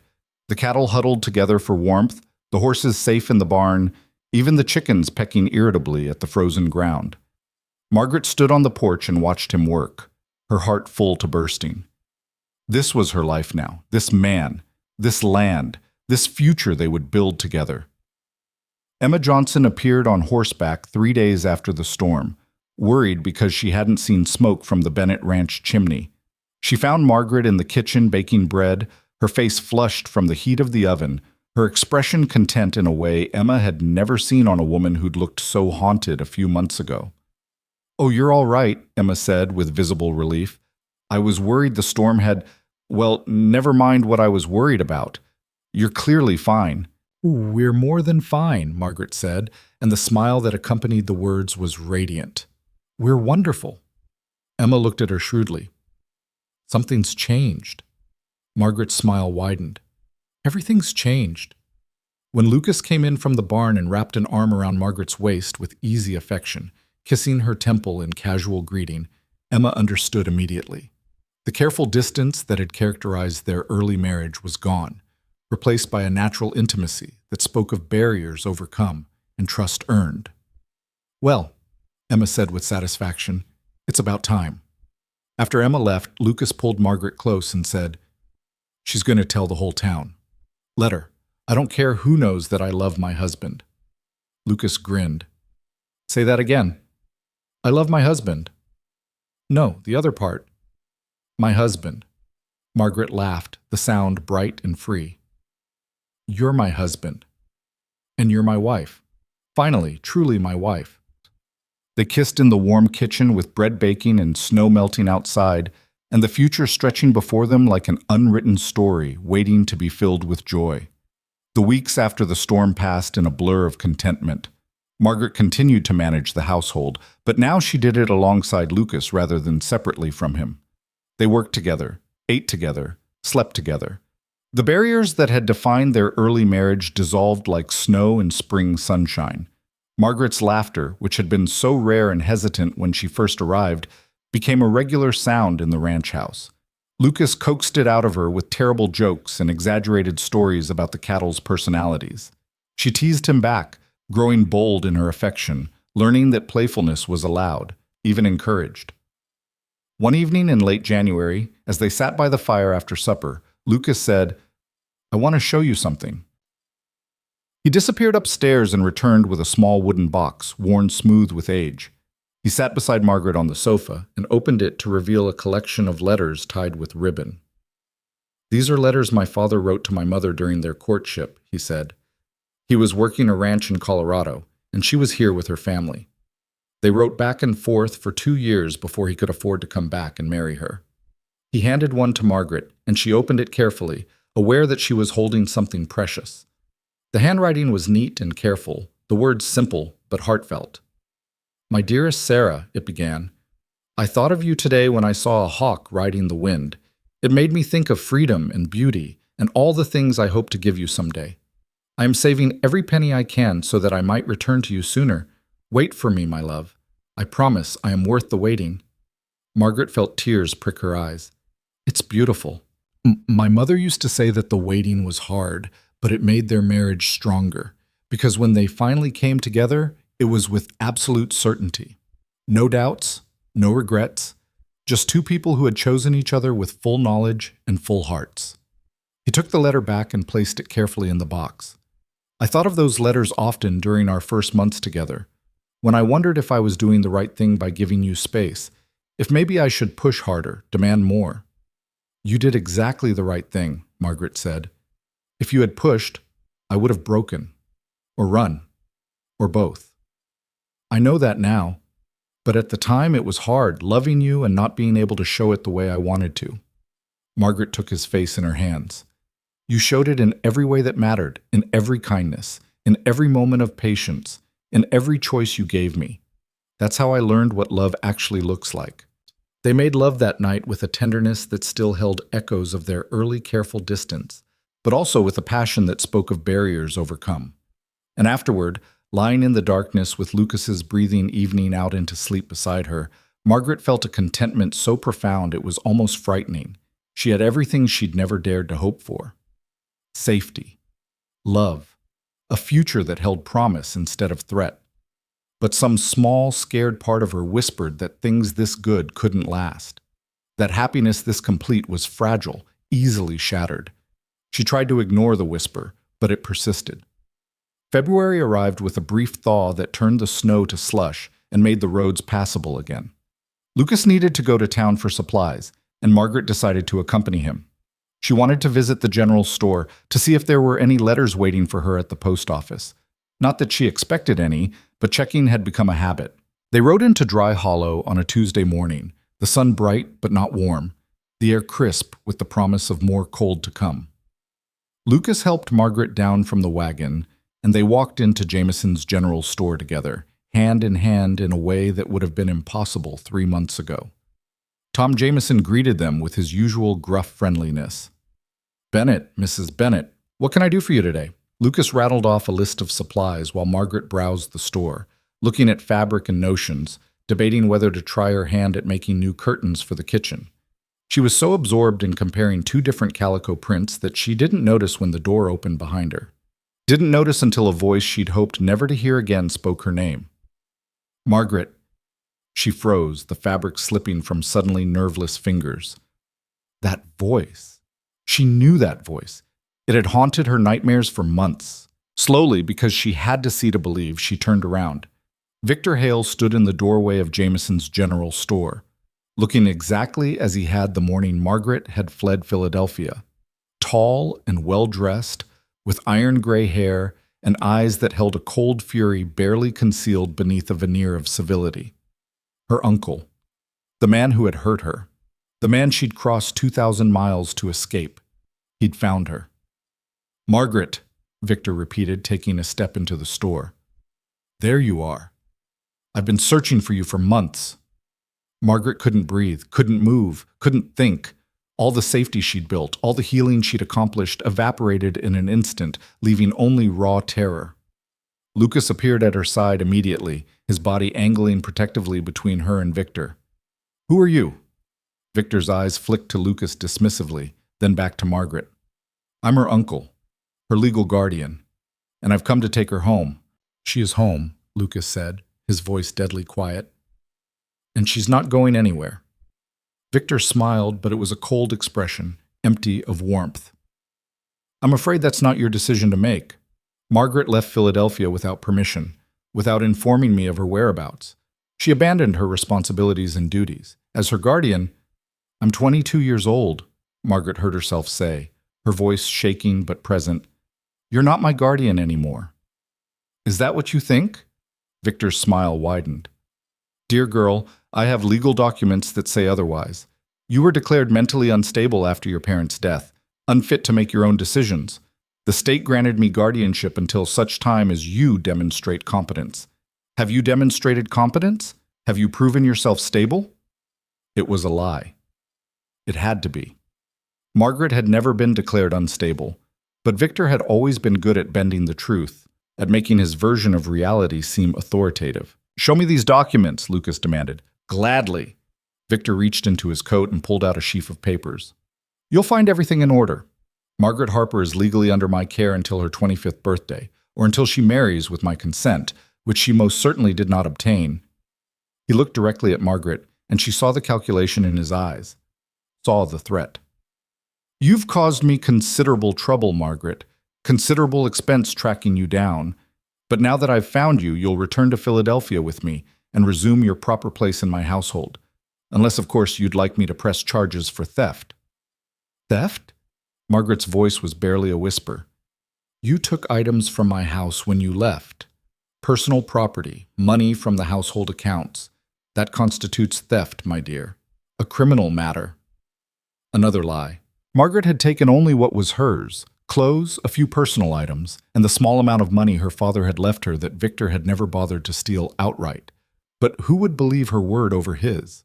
Lucas's hand found Margaret's and squeezed tight. "My wife isn't going anywhere with you." "Your wife?" Victor's eyebrows rose. "I'm afraid any marriage contracted without my consent is invalid. Margaret lacked the legal capacity to enter into such an agreement. I'll be having it annulled immediately." The world tilted sickeningly. Margaret felt the walls closing in, felt her carefully rebuilt life crumbling around her. Victor had found her. Victor was going to take her back. All of Lucas's promises, all of their love, all of the safety she'd finally found. None of it mattered in the face of legal documents and a man who knew how to manipulate the system. "No," she whispered. "Please, no." Perhaps we should discuss this somewhere more private," Victor said smoothly, looking around at the growing crowd of townspeople who had gathered to watch the drama unfold. "I'm sure you don't want to cause a scene, Margaret. You never did like being the center of attention." Lucas's jaw was tight, his whole body radiating controlled fury. "Tom, is there a sheriff in this town?" "Half a day's ride away in Copper Falls," Tom Jameson replied, his expression troubled. "But we've got a judge who comes through once a month. He's due tomorrow, actually." "Then we'll wait for the judge," Lucas said firmly. "Let him determine the legality of these documents and this marriage. Until then, my wife stays with me." Victor's expression hardened. "I could have you arrested for kidnapping." "Try it," Lucas said softly, and there was something dangerous in his tone that made even Victor hesitate. The two men stared at each other, and Margaret stood between them, trembling, feeling like the ground was falling away beneath her feet. She'd been so close to happiness, so close to believing she was safe, and now Victor was here, threatening to destroy everything, and she didn't know how to fight him. She'd never known how to fight him. But Margaret didn't have to fight him alone anymore. Lucas's hand tightened around hers, an anchor in the storm of her panic. "Mr. Hale, I suggest you find accommodations in town for the night. When the judge arrives tomorrow, we'll sort this out properly. Until then, my wife and I are going home." "Your wife," Victor said, his voice dripping with contempt, "is mentally incompetent and legally mine to care for. If you attempt to leave with her, I'll have witnesses to your kidnapping." "And I have witnesses to your harassment," Lucas gestured to the crowded store. "Every person here has heard you make threats and accusations. They've seen you upset a woman who clearly doesn't want to go with you. That doesn't look much like guardianship to me. It looks like intimidation." Tom Jameson cleared his throat. "For what it's worth, Bennett, I've known Margaret since she arrived. She seems plenty competent to me. Manages her household, keeps proper accounts, speaks sensibly. Nothing unstable about her." "Thank you, Tom," Lucas said quietly, never taking his eyes off Victor. Martha Simmons, who had materialized from somewhere in the back of the store, added her voice to the chorus. "I've seen them together since they married. Lucas treats her well. She's happy here. You can see it plain as day." Victor's face flushed with anger. "These people don't know her history. They don't know what she's capable of. Margaret has a fragile constitution and a tendency toward hysteria. She requires careful management and—" "Stop." The word came from Margaret herself, quiet but firm. She felt Lucas's surprise, felt the entire store's attention shift to her. Her heart was hammering, her hands were shaking, but she forced herself to speak. "Stop lying about me." Victor's expression hardened. "Margaret, you're overwrought. This is exactly the kind of behavior that demonstrates your need for supervision. Come with me now, and we'll discuss this privately." "No." Margaret stepped closer to Lucas, drawing strength from his solid presence. "I'm not overwrought. I'm not hysterical. I'm not mentally unstable. I'm a woman who left your house because you hurt me." A collective gasp went through the crowd. Victor's face went white, then red. "How dare you make such accusations," he hissed, "after everything I've done for you. After I took you in when you had nowhere else to go. This is the gratitude I receive? Slander and lies?" "Show them your arm, Margaret," Lucas said quietly. Margaret's breath caught. The bruises were long healed now, faded to nothing, leaving no evidence. But the scars on her ribs remained, and there were other marks, newer ones that Victor had left in those final weeks before she fled. "I can't," she whispered. "They're gone." "Then tell them," Lucas urged. "Tell them what he did." Margaret looked at the faces around her. Tom Jameson, Martha Simmons, Emma Johnson, who had just entered the store. Bobby Rollins, all of them watching, waiting to see what she would say. She'd spent her entire life being silent, being small, being invisible. Fear had taught her that speaking up only brought more pain, that the truth was dangerous, that no one would believe her anyway. But Lucas believed her, and maybe that was enough to make her brave. "He hit me," Margaret said, her voice shaking but clear. "Many times. He locked me in rooms when I displeased him. He touched me in ways that—" Her voice broke. "In ways that no uncle should touch his niece. I left because I was afraid he would kill me. Or worse. The silence in the store was absolute. Victor's face had gone from red to purple, his hands clenched into fists at his sides. "You little liar!" he snarled and took a step toward her. Lucas moved faster than Margaret had ever seen him move, putting himself between Victor and Margaret, his hand dropping to the gun at his hip. "Don't!" Victor stopped, but his eyes were wild with rage. The careful mask of respectability had cracked, revealing the violence beneath. "She's lying. She's always been a liar, dramatic and attention-seeking, and—" "I have scars," Margaret said, finding her voice again. "From the last time you beat me. I can show them to the women here if you'd like. Let them judge whether I'm lying." "I have documents," Victor repeated, but his voice had lost some of its authority. "Legal documents that give me the right—" "Let me see those documents," a new voice said from the doorway. Everyone turned to see Judge Harold Morrison standing in the entrance to the store, his travel-stained coat suggesting he'd just arrived in town. He was a man in his 60s, gray-bearded and sharp-eyed, with the air of someone who'd seen too much human foolishness to be easily fooled. "I heard raised voices from outside," the judge said mildly, stepping into the store. "Thought I'd investigate." "Now, what's this about legal documents?" Victor's expression shifted, trying to reclaim his composure. "Your Honor, I'm Victor Hale from Philadelphia. I'm here to retrieve my niece, who left my care without permission. I have guardianship papers that—" "Show me," the judge interrupted, holding out his hand. Victor handed over the sheaf of papers with visible reluctance. The judge took them to the window where the light was better and began reading, his expression neutral. The store waited in tense silence. Margaret felt Lucas's hand at the small of her back, steady and reassuring. She wanted to collapse against him, to let him handle this, to retreat into the safety of invisibility. But she'd already spoken. She'd already told her truth. There was no going back now. After what felt like an eternity, Judge Morrison looked up from the papers. "These documents are dated 8 years ago. They establish guardianship of one Margaret Harper, age 14, following the death of her parents." "Exactly," Victor said with satisfaction. "However," the judge continued, "they specify that guardianship ends at age 21 or upon marriage. According to these same documents, Miss Harper, now Mrs. Bennett, I understand, is currently 22 years old, which means this guardianship expired a year ago." Victor's face went slack with shock. "That's not— I was told— Who told you?" the judge asked pleasantly. "Because these documents are quite clear. You have no legal claim over this woman." "But she's not capable. She needs supervision." "Does she?" The judge looked at Margaret appraisingly. "Mrs. Bennett, are you of sound mind?" Margaret swallowed hard. "Yes, sir."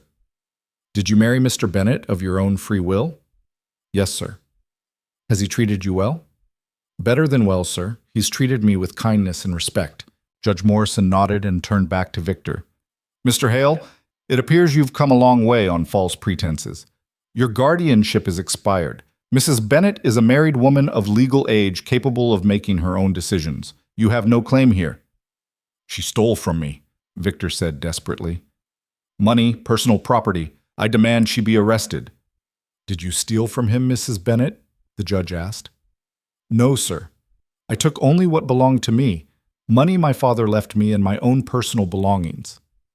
"Can you prove ownership of the items she allegedly stole, Mr. Hale?" Victor's mouth worked soundlessly. Of course he couldn't prove ownership. The money had been Margaret's inheritance held in trust. He'd been using it for years, spending it as if it were his own, never expecting her to leave or to question his authority. "I thought not," the judge said. "Mr. Hale, I suggest you return to Philadelphia. You have no business here." "You don't understand," Victor said, his voice rising. "She's mine. I raised her. I fed her and clothed her and gave her a home. She owes me." "She owes you nothing," Lucas said, his voice cold as winter ice. "You abused her. You hurt her. And now you're going to leave and never come near her again." Victor lunged.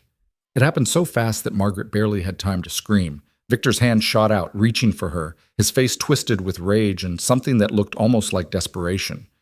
But Lucas was faster, catching Victor's wrist and twisting it sharply. Victor cried out in pain and stumbled backward, cradling his arm. "You have 10 seconds to leave the store," Lucas said quietly. "After that, I stopped being civilized about this.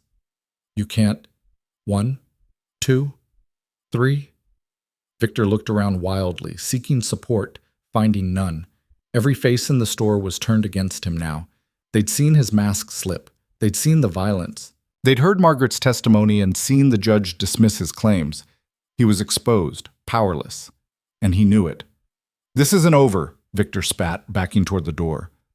"I'll find a lawyer. I'll challenge this marriage. I'll—" 10, Lucas said, his hand moving to his gun again. Victor fled, stumbling out into the street and disappearing in the direction of the hotel. The store erupted in conversation the moment he was gone, everyone talking at once, offering Margaret sympathy and support and outrage on her behalf. But Margaret heard none of it. Her ears were ringing, her vision narrowing to a tunnel. She'd done it. She'd spoken up. She'd told her truth. And Victor was gone. The realization hit her all at once, and her legs gave out.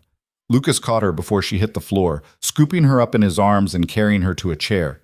"Someone get water," he called out, then focused entirely on Margaret. "Breathe, sweetheart, just breathe. You're safe. He's gone."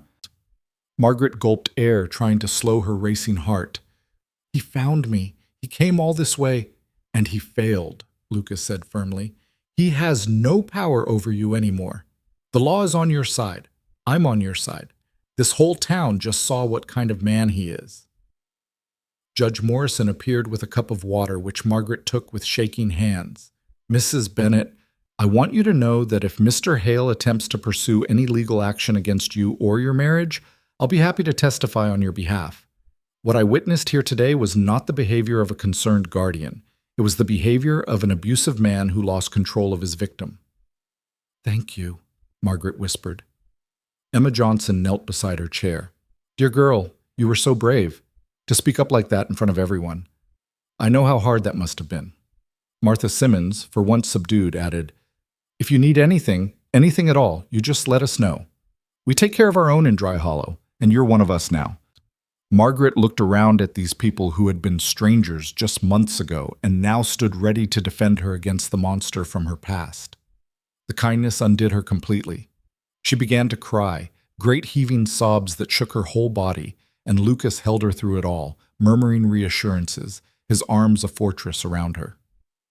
When the storm of tears finally passed, Margaret felt emptied out but lighter somehow, as if speaking the truth had lanced an infected wound, letting the poison drain away. "Let's go home," Lucas said gently. Margaret nodded, and they left the store together, Lucas carrying the few supplies they'd managed to purchase before Victor's arrival. The wagon ride back to the ranch was quiet. Margaret tucked against Lucas's side, his arm around her shoulders. "Do you think he'll really leave?" Margaret asked as the ranch came into view. "I don't know," Lucas said honestly, "but if he doesn't, we'll deal with it, together. You're not alone anymore, Margaret. You never have to face him alone again." When they reached the house, Lucas helped her down from the wagon, and they went inside. The familiar space wrapped around Margaret like a blanket, warm and safe and hers. She moved through the rooms touching things, the kitchen table where they ate meals together, the sofa where they sat by the fire, the stairs leading up to their bedroom. This was her home, her life, and Victor Hale couldn't take it from her. Lucas built up the fire while Margaret made tea, and they sat together in the parlor, not speaking, just being present with each other. Finally, Margaret broke the silence. "I was so afraid," she said, "when I saw him standing there. For a moment, I was 14 again, helpless, powerless." "But you weren't," Lucas pointed out. "You stood up to him. You told your truth. You were anything but powerless. Only because you were there. If I'd been alone..." "But you weren't alone. That's the point, Margaret. You have people now. You have me. You have this community. Victor can't hurt you the way he did before because you're not isolated anymore." Margaret considered this. It was true. In Philadelphia, she'd been completely alone, with no one to turn to and nowhere to go. Here, she had built connections, had built a life, had built strength she hadn't known she possessed. "What if he comes back tonight?" she whispered. "What if he tries to—" "Then I'll handle it," Lucas said firmly. I won't let him take you. I promise you that. They went to bed early, both exhausted by the day's events. Lucas held Margaret close, his body a shield between her and the door, and gradually she relaxed into sleep. But her rest was broken by nightmares. She woke gasping in the darkness, Victor's face fresh in her mind, his hands reaching for her. Lucas woke immediately, soothing her with quiet words and gentle touches until she calmed. "He's not here," Lucas murmured. "Lucas, you're safe. I'm here." This pattern repeated 3 times through the night. Each time, Lucas woke with her, never showing impatience or frustration, just steady comfort until she could sleep again. When dawn finally came, Margaret was grateful for the light. She dressed and went downstairs to start breakfast, needing the normalcy of routine to ground her. Lucas joined her shortly after, looking tired but alert. "I'm going to ride to the Johnson place this morning," he said. "Ask John to keep an eye on the ranch while I'm in town. I want to talk to the judge again, make sure there's no legal loophole Victor might exploit." "I'm coming with you," Margaret said immediately. "Are you sure? You could rest here. I'm sure. I don't want to be alone." "Not today," Lucas nodded, understanding. They ate a quick breakfast and then rode together to the Johnson ranch, where John and Emma greeted them with obvious concern. "Heard about the trouble in town yesterday," John said. "That uncle of yours sounds like a real piece of work." "He is," Margaret agreed. "Lucas wants to make sure he can't cause any more problems." "Smart thinking," John said. "Emma and I will keep watch on your place while you're gone. Anyone tries to snoop around, we'll send them packing." With that assurance, Lucas and Margaret rode into Dry Hollow. The town was quiet this early, most people still going about their morning routines. They found Judge Morrison at the hotel, having breakfast in the small dining room. "Mr. and Mrs. Bennett," the judge greeted them. "I was hoping to speak with you today. Please join me." They sat, and the judge pushed a plate of biscuits toward them. "I've been reviewing the situation from yesterday. I want you to understand your legal position clearly." "Please," Lucas said, "we need to know what we're dealing with." "Mr. Hale's guardianship expired when Mrs. Bennett turned 21. That's indisputable. Furthermore, her marriage to you is entirely legal and binding. Mr. Hale has no grounds to challenge it or to claim any authority over her." "What about his accusations of theft?" Margaret asked. "Without proof of ownership, those accusations are baseless.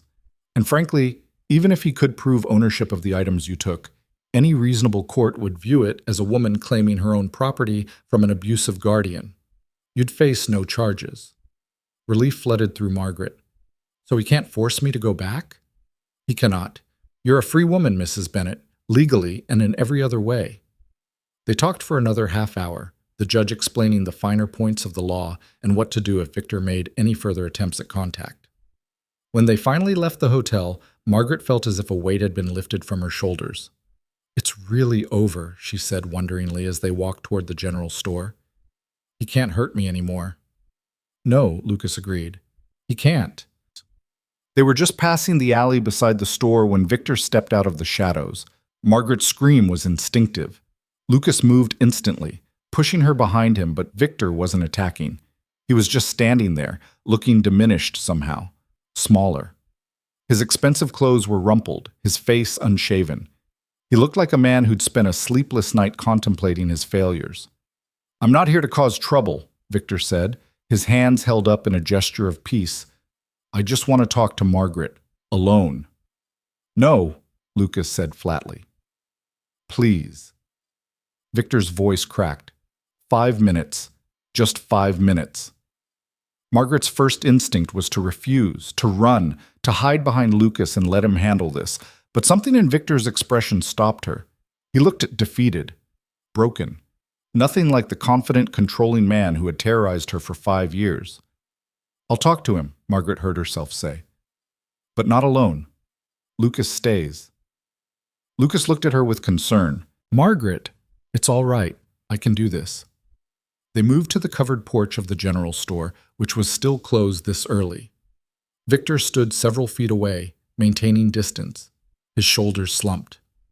"I owe you an apology," he said, and Margaret was so shocked she almost laughed. Victor Hale apologizing? It seemed impossible. "What I did to you, how I treated you, there's no excuse for it." "No," Margaret agreed coldly. There isn't. I told myself I was caring for you, that you needed discipline and structure, that I was doing what was best. Victor's hands trembled. But the truth is, I was angry. Angry at your father for dying and leaving me with the responsibility. Angry at you for looking so much like him. Angry at the world for not giving me what I thought I deserved. So you hurt me because you were angry. Margaret's voice was ice. That's your explanation? It's not an explanation, it's a confession. Victor looked at her directly for the first time. I don't expect forgiveness. I don't deserve it. I just wanted you to know that I understand now what I did, how wrong it was, how much damage I caused. Margaret stared at him, searching for the trap, the manipulation, the hidden agenda, but all she saw was a broken man who'd come to the end of something and found it empty. What do you want from me? She asked. Nothing. I want nothing from you. I'm going back to Philadelphia tomorrow. I won't bother you again. I needed you to know that you were right to leave, that you were brave to survive me, that whatever happiness you've found here, you deserve it. The words should have felt like victory, like vindication, but all Margaret felt was a profound sadness for all the years wasted, all the pain inflicted, all the damage that could never be fully undone. I don't forgive you, she said clearly. I may never forgive you. What you did was unforgivable. I know. But I'm done letting what you did define me. I'm done being the person you made me. I'm choosing a different life now, one where I'm not afraid, where I'm not small, where I get to decide who I am. Victor nodded slowly. That's more than I deserve to hear. Thank you for that much, at least. He turned to leave, then paused. He's a good man, your husband. I can see that. He looks at you the way your father used to look at your mother, like you're the best thing in his world. Hold on to that.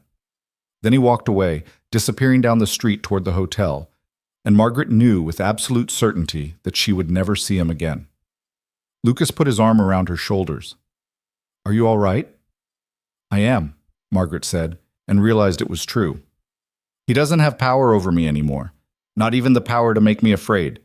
He's just a sad, broken man who hurt people because he was hurting, and I'm free of him. They stood together on the porch as the town began to wake around them, and Margaret felt something shift inside her chest. The fear that had lived there for so long, taking up space and making it hard to breathe, was gone. In its place was something lighter, stronger, hope, trust, love. She turned to Lucas and kissed him there on the main street of Dry Hollow, with the morning sun warming their faces and the whole town potentially watching. She didn't care. She was done hiding, done being ashamed, done letting fear dictate her choices. When they finally broke apart, Lucas was smiling. What was that for? For being patient with me, for believing me, for standing beside me instead of in front of me, for letting me find my own strength. You always had that strength, Lucas said. I just gave you space to remember it. They spent the rest of the day in town, and this time there was no fear, no looking over her shoulder, no waiting for the other shoe to drop. Victor was leaving. The judge had confirmed her legal freedom. The town had rallied around her. She was safe. Truly, finally safe. When they returned to the ranch that evening, the sunset painted the prairie in shades of gold and amber. Margaret stood on the porch and looked out at the land that was now hers, at the life she'd built, at the future that stretched before her bright with possibility. Lucas came up behind her and wrapped his arms around her waist, and she leaned back against him, solid and warm in hers. I love you, she said. I love you too. And for the first time since her parents had died when she was 14 years old, Margaret felt complete. Not because a man loved her, but because she loved herself enough to believe she deserved that love, deserved this life, deserved happiness. She'd survived the unsurvivable. She'd escaped the inescapable. She'd found strength in the midst of weakness and hope in the midst of despair. And now, finally, she was free. Spring came to the Wyoming Territory with a violence that matched winter's fury. The snow melted in rushing torrents, swelling Dry Creek until it roared past the ranch, like something alive and hungry. The prairie transformed overnight from brown and barren to green and wild, dotted with flowers Margaret couldn't name but loved anyway. She stood in the garden behind the house, her hands deep in the newly turned soil, planting seeds that Lucas had ordered from a catalog over the winter. Tomatoes, beans, squash, herbs for cooking and healing. The earth was cool and damp against her fingers, rich with promise. "You're going to have dirt under your nails for a week," Lucas observed from where he was repairing the chicken coop fence. Margaret looked up and smiled, that free and easy smile that had replaced the careful, guarded expressions of her early months here. "Good. Honest dirt from honest work." "You sound like my mother. She used to say the same thing." Margaret sat back on her heels, studying her husband in the morning light. 6 months had passed since Victor's departure. 6 months of healing and growth and learning what it meant to live without fear. Lucas had been patient through it all, through the nightmares that still occasionally woke her gasping, through the moments when a sudden movement or raised voice would make her flinch before she remembered she was safe, through the slow process of learning to trust not just him, but herself. "Tell me more about her," Margaret said. "Your mother. You don't talk about her much." Lucas set down his hammer and came to sit beside her in the dirt, heedless of his clean work clothes. She was strong, not in a loud way, but in the way she kept going even when things were hard. "When my father died, she could have sold this place and moved back east where her family was. But she chose to stay. Said this land was in her bones now, and she couldn't leave it any more than she could stop breathing." "She sounds remarkable." "She was. She would have loved you, I think, would have loved how you've made this house a home again." Lucas reached out and tucked a strand of hair behind Margaret's ear, a gesture so natural now that neither of them thought twice about it.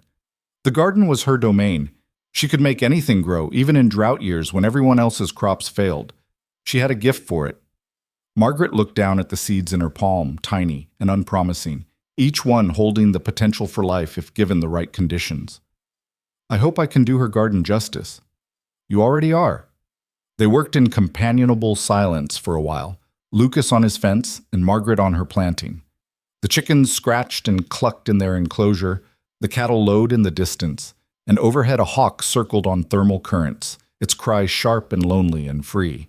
It was in this moment of perfect ordinary peace that Margaret realized something that made her hands still in the soil.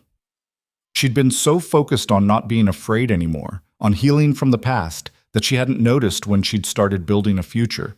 But it was there, all around her, in the seeds she was planting, in the way she thought about harvest time and winter preparations, in the plans she and Lucas made for expanding the herd next year, and in the other thing, the thing she'd been trying to ignore for the past few weeks because it seemed too wonderful and terrifying to be real. "Lucas?" she said quietly. Something in her tone made him look up immediately, his expression shifting to concern. "What's wrong?" "Nothing's wrong. She took a breath, feeling the words catch in her throat. "I think I'm pregnant." Lucas went very still. The hammer slipped from his fingers and hit the ground with a dull thud. "You think?" "I'm almost certain. I've missed my courses twice now, and I've been feeling sick in the mornings, and—" She pressed a hand to her stomach, to the place where new life might be taking root. "I didn't want to say anything until I was sure, but I think we're going to have a baby." The joy that broke across Lucas's face was like sunrise after a long night. He crossed the distance between them in 3 strides and pulled Margaret to her feet, holding her so carefully, as if she were made of glass. "A baby," he breathed. "We're going to have a baby." "Are you happy?" Margaret asked, even though she could see the answer in his eyes. Happy doesn't begin to cover it. He cupped her face in his hands, and she saw tears tracking down his cheeks. "You've given me everything, Margaret, everything I never dared to hope for. And now this—" His voice broke. "A child. Our child." Margaret felt her own tears rising. "I'm scared," she admitted. "What if I don't know how to be a mother? What if I hurt them the way I was hurt?" "You won't." Lucas's certainty was absolute. "You know what it feels like to be hurt, which means you'll never inflict that pain on someone else. You'll be a wonderful mother. I've seen how gentle you are with the animals, how patient. You have so much love in you, Margaret, so much capacity for tenderness." She wanted to believe him, wanted to trust that the cycle of pain could be broken, that she could give a child the safety and love she'd been denied. "What if I fail?" "Then we'll fail together and learn together and try again." That's what parenthood is, I think. just doing your best and hoping it's enough. He pressed his forehead to hers. But you won't fail. I know you won't. They stood there in the garden while the sun climbed higher and the world went about its business around them, two people holding each other and the fragile promise of new life between them. That night, Lucas insisted Margaret rest while he made dinner, a simple meal of fried eggs and bread that he served with such ceremony she had to laugh. Afterward, they sat in the parlor and Lucas pulled out his mother's letters again, reading her advice on pregnancy and childbirth in a voice that shook with emotion. She was so excited to be a grandmother, he said, looking at a letter dated just months before her death. She kept writing to me about it, even though I kept telling her I had to find a wife first. She said she had faith it would happen when the time was right. I wish I could have known her, Margaret said softly. She would have adored you, would have taught you all her secrets about gardening and preserving food and managing a household through the hard times. Lucas set the letter aside. But you're doing fine without her guidance. Better than fine. The pregnancy progressed through spring and into summer. Margaret's body changed in ways that fascinated and frightened her in equal measure. Her belly swelled, stretching the fabric of her dresses until Emma Johnson came over with yards of fabric and patterns for making new clothes that would accommodate her growing shape. I made these same dresses when I was carrying my youngest, Emma said, her needle flashing as she helped Margaret pin and cut the fabric. You'll want loose waists and generous seams. Comfort matters more than fashion when you're growing a baby. Margaret had grown close to Emma over the winter, finding in the older woman a source of wisdom and practical kindness that filled some of the space her own mother's death had left empty. Emma never pried into Margaret's past, but she seemed to understand without being told that Margaret needed gentleness and patience. Are you frightened?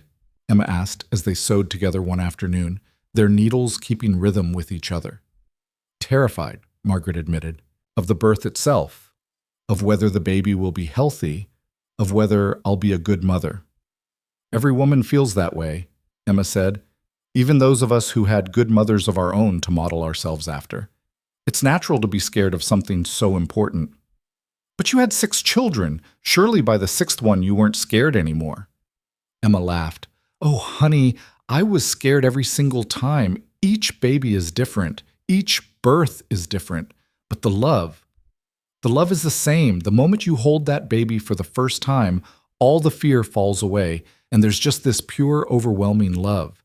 It changes you, makes you braver than you ever thought you could be. Margaret thought about this often in the weeks that followed, as her body grew heavier and her movement slower.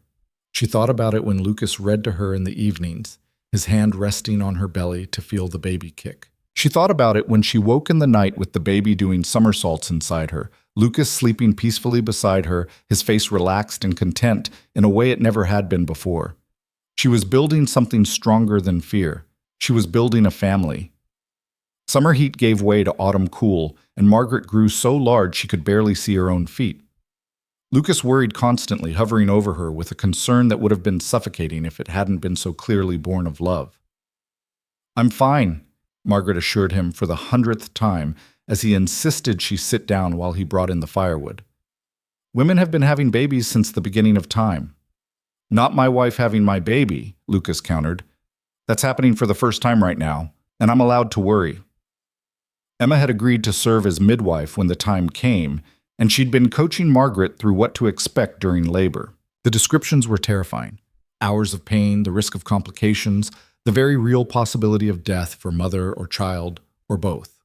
But Emma was a matter of fact about it all, treating it as just another challenge to be met with preparation and courage. Your body knows what to do, she told Margaret during one of her visits.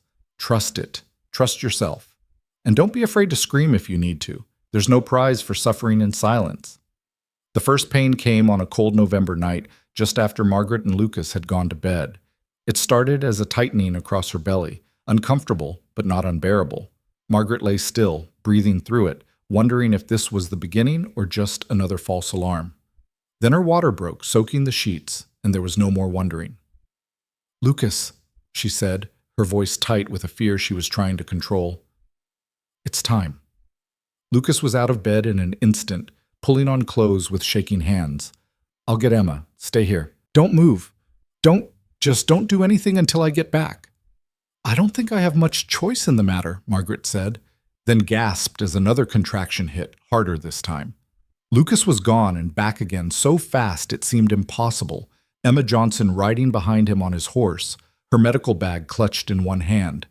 She swept into the bedroom with the calm efficiency of someone who'd done this many times before. "How far apart are the pains?" she asked, already rolling up her sleeves. "Maybe 5 minutes?" Margaret wasn't sure. Time had become strange and elastic. "Good. We have time then. First babies like to take their time." Emma examined Margaret with gentle, practiced hands. "You're doing fine. Everything's progressing normally. Now, Lucas, I need you to boil water and bring me clean sheets. Margaret, you just focus on breathing through each contraction." What followed was the longest night of Margaret's life. The pain came in waves, each one stronger than the last, building to peaks that made her cry out despite her determination to be brave. Lucas stayed with her through it all, holding her hand, wiping her face with cool cloths, murmuring encouragement even though his own face was white with fear. "You're doing so well," he kept saying. "So strong, so brave." Margaret wanted to tell him she didn't feel brave. She felt terrified and exhausted, and like her body was being torn apart from the inside. But the contractions were coming so close together now that she could barely catch her breath between them. "I can't," she gasped during a particularly brutal contraction. "I can't do this." "You are doing it," Emma said firmly. "You're almost there, Margaret. Just a little longer." But it wasn't a little longer. It was hours more of grinding, relentless pain that seemed like it would never end. Margaret lost track of time, lost track of everything except the primal need to push when Emma told her to push, to breathe when Emma told her to breathe, to keep going when everything in her wanted to give up. And then, just before dawn, when the sky was that peculiar shade of gray that comes before sunrise, Emma said, "One more push, Margaret. Give me one more big push and we'll have this baby." Margaret pushed with everything she had left, feeling something give way inside her, and suddenly there was a different kind of pain, sharp and bright, and almost immediately gone. And then the thin, outraged wail of a newborn baby filled the room. "It's a girl," Emma announced, her voice thick with emotion. "A beautiful, healthy girl." She placed the baby on Margaret's chest, this tiny, perfect creature with a shock of dark hair and eyes that would probably be blue like her father's. Margaret looked down at her daughter, and felt her heart expand in a way she hadn't known was possible. "Hello," she whispered, touching the baby's impossibly small hand. The tiny fingers wrapped around Margaret's thumb with surprising strength, and Margaret began to cry. "Hello, little one. I'm your mother." Lucas was crying too, openly and without shame, his hand trembling as he reached out to touch his daughter's head. "She's perfect," he said in a voice rough with awe. "Margaret, she's absolutely perfect." Emma worked efficiently, cutting the cord and delivering the afterbirth, checking Margaret for any complications. "You did wonderfully," she said. "Both of you are healthy and strong. Now you just need to rest and let your body heal." But Margaret wasn't tired anymore, despite having labored through the night. She was wide awake, energized by a love so fierce it frightened her. This tiny person in her arms was completely dependent on her for everything. The responsibility was staggering, but so was the joy. "What should we name her?" Lucas asked, still unable to take his eyes off his daughter. Margaret thought about legacy and hope and new beginnings. "Sarah," she said. "After your mother. Sarah Elizabeth Bennett." Lucas's face crumpled. "Are you sure?" "I'm sure. Your mother should be remembered, should be part of this new life we're building." Emma stayed through the day, teaching Margaret how to feed the baby, how to swaddle her, how to interpret her different cries. Lucas hovered anxiously, terrified he might hurt his daughter with his large, work-roughened hands, but gradually gaining confidence as he learned to hold her, to change her, to soothe her when she fussed. When Emma finally left that evening, promising to return the next day to check on them, Margaret and Lucas were alone with their daughter for the first time. Sarah was sleeping in a cradle Lucas had built months ago, her tiny chest rising and falling with each breath. "I can't stop looking at her," Lucas admitted, sitting on the edge of the bed where Margaret rested. "I keep thinking she can't be real, that something this perfect can't actually exist." "She's real," Margaret said, reaching for his hand. "We made her. You and me. We made a whole new person. Lucas leaned down and kissed her forehead. Thank you. For her. For you. For this life we're building. Margaret thought about how far she'd come from that terrified woman who'd stepped off the stagecoach in Dry Hollow. She'd been so broken then, so convinced that happiness was impossible, that safety was an illusion, that love was just another word for control and pain. But Lucas had proven her wrong about everything. He'd given her space to heal, time to trust, and the freedom to become who she was meant to be. And now they had Sarah, this beautiful miracle, who represented not just new life, but new hope. The weeks after Sarah's birth blurred together in a haze of sleepless nights and constant feedings and the overwhelming love that came with caring for a newborn. Margaret discovered reserves of strength she hadn't known she possessed, fueled by a mother's fierce protectiveness and the determination to give her daughter everything she'd been denied. Lucas was a devoted father, taking on every household task so Margaret could rest and recover. He cooked meals, cleaned the house, did the laundry, and still managed to run the ranch. When Margaret protested that he was doing too much, he just kissed her and said, "You just grew and birthed our daughter. The least I can do is cook some eggs and wash some dishes." Winter arrived properly in early December, bringing with it the kind of storm that would have terrified Margaret a year ago. But now, safe in their warm house with Lucas beside her and Sarah sleeping in her cradle, the storm felt almost cozy. They were together. They were safe. They were complete. One evening, as the wind howled outside and the fire crackled in the hearth, Lucas pulled out his guitar again and played softly while Margaret nursed Sarah. The moment felt sacred somehow, the three of them together in the lamplight, the outside world held at bay by walls and love and the simple miracle of family. "I was thinking," Lucas said when the song ended, "we should write to my cousin in Denver. Let the family know about Sarah. They'd want to meet her." "I'd like that," Margaret said. "And maybe we could write to some of my father's family, too. His sister moved to California before I was born. I always wondered about her." It was a small thing reaching out to family, building connections, but it felt significant. Margaret was no longer running from her past. She was building a future that acknowledged where she'd come from while refusing to be defined by it. Spring came again, as it always did, and Margaret planted her garden with Sarah strapped to her back in a sling Emma had shown her how to make. The baby cooed and gurgled, watching the world with wide, curious eyes as Margaret worked the soil. Lucas came upon them in the garden one afternoon and stood watching, his expression so full of love it made Margaret's breath catch. When she noticed him, she smiled and said, "What?" "Just thinking how lucky I am," he said. "How close I came to missing all this." "We both got lucky," Margaret said. "The odds of me finding exactly the right person at exactly the right time. It seems impossible. Maybe it was meant to be." Margaret considered this as she patted soil around a tomato seedling. She'd never been one for fate or destiny, had spent too many years believing the universe was indifferent to suffering to trust in cosmic plans. But looking at her husband and daughter, at the life they'd built together from nothing but hope and determination, she could almost believe in providence. Almost believe that all the pain and fear had led her exactly where she needed to be. Sarah grew quickly, reaching for things with chubby hands, laughing at her father's silly faces, snuggling into her mother's arms with complete trust. Margaret watched her daughter with wonder and a fierce protectiveness that sometimes frightened her with its intensity. "I will never let anyone hurt you," she whispered to Sarah one night as she rocked her to sleep. "Never. You will grow up knowing you're safe, knowing you're loved, knowing you have choices and worth and value." Lucas overheard from the doorway and came to stand beside the rocking chair. "She'll know all that because she has you as a mother." "As parents," Margaret corrected. "She has both of us." "Yes," Lucas agreed, leaning down to kiss first his daughter's head, then his wife's. "She does." The years that followed brought more children. A son they named Daniel after Margaret's father, then twin girls they named Grace and Hope because Margaret said the names represented what their family was built on. The ranch prospered, the house filled with noise and laughter and the chaos of children growing. Margaret never forgot where she'd come from or what she'd survived. The scars remained, both physical and emotional. There were still nights when nightmares woke her gasping, still moments when a raised voice or sudden movement made her flinch before she remembered she was safe.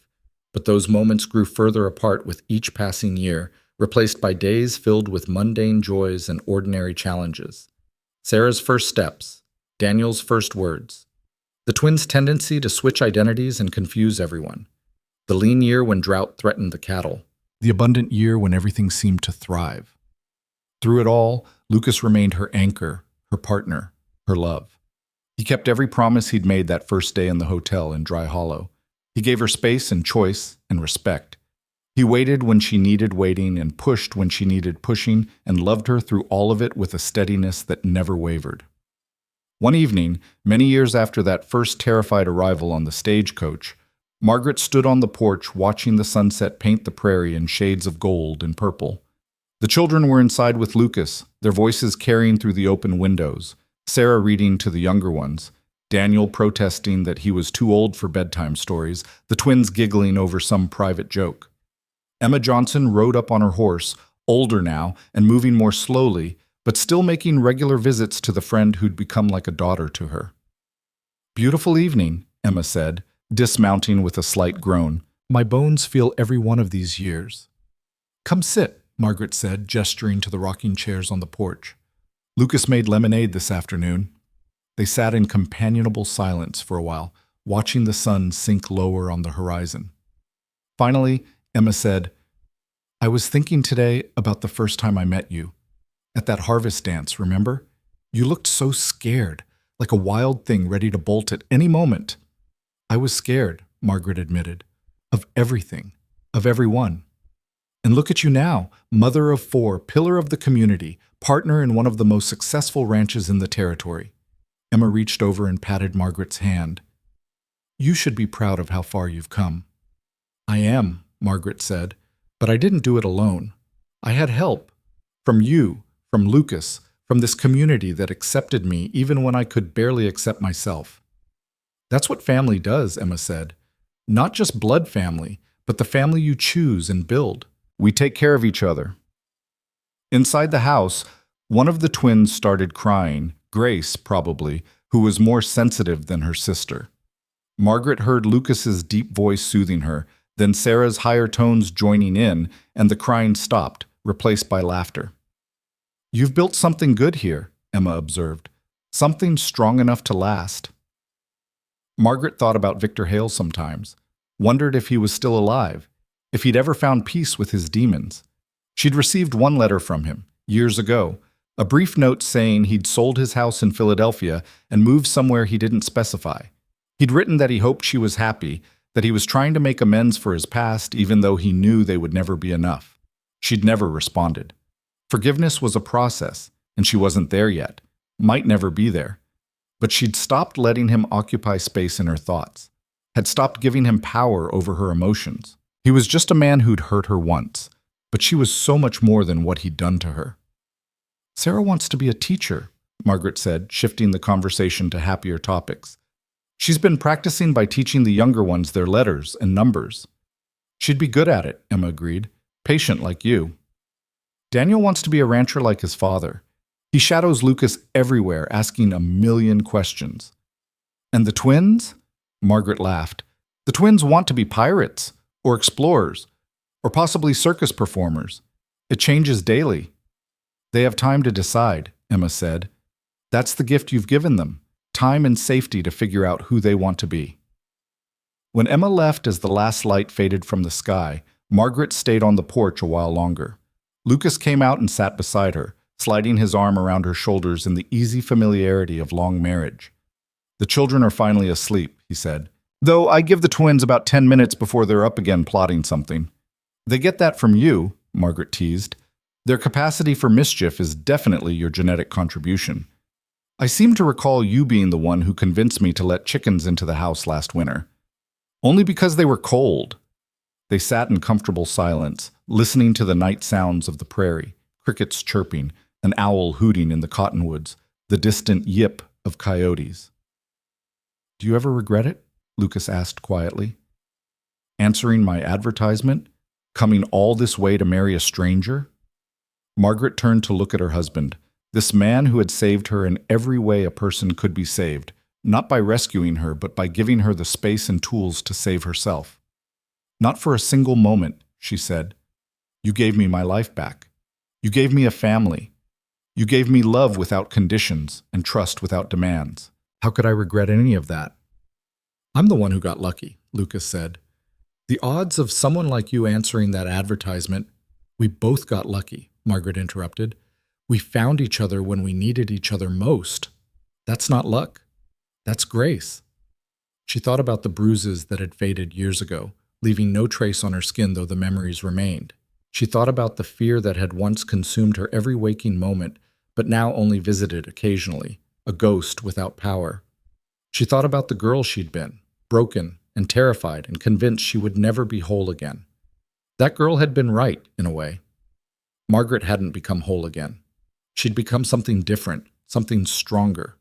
Not despite the breaking, but because of it. Because she'd learned that strength wasn't about never falling down. It was about getting back up. About choosing to trust again after betrayal.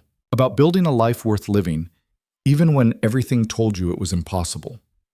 I love you, she said to Lucas, simple words that carried the weight of everything they'd been through together.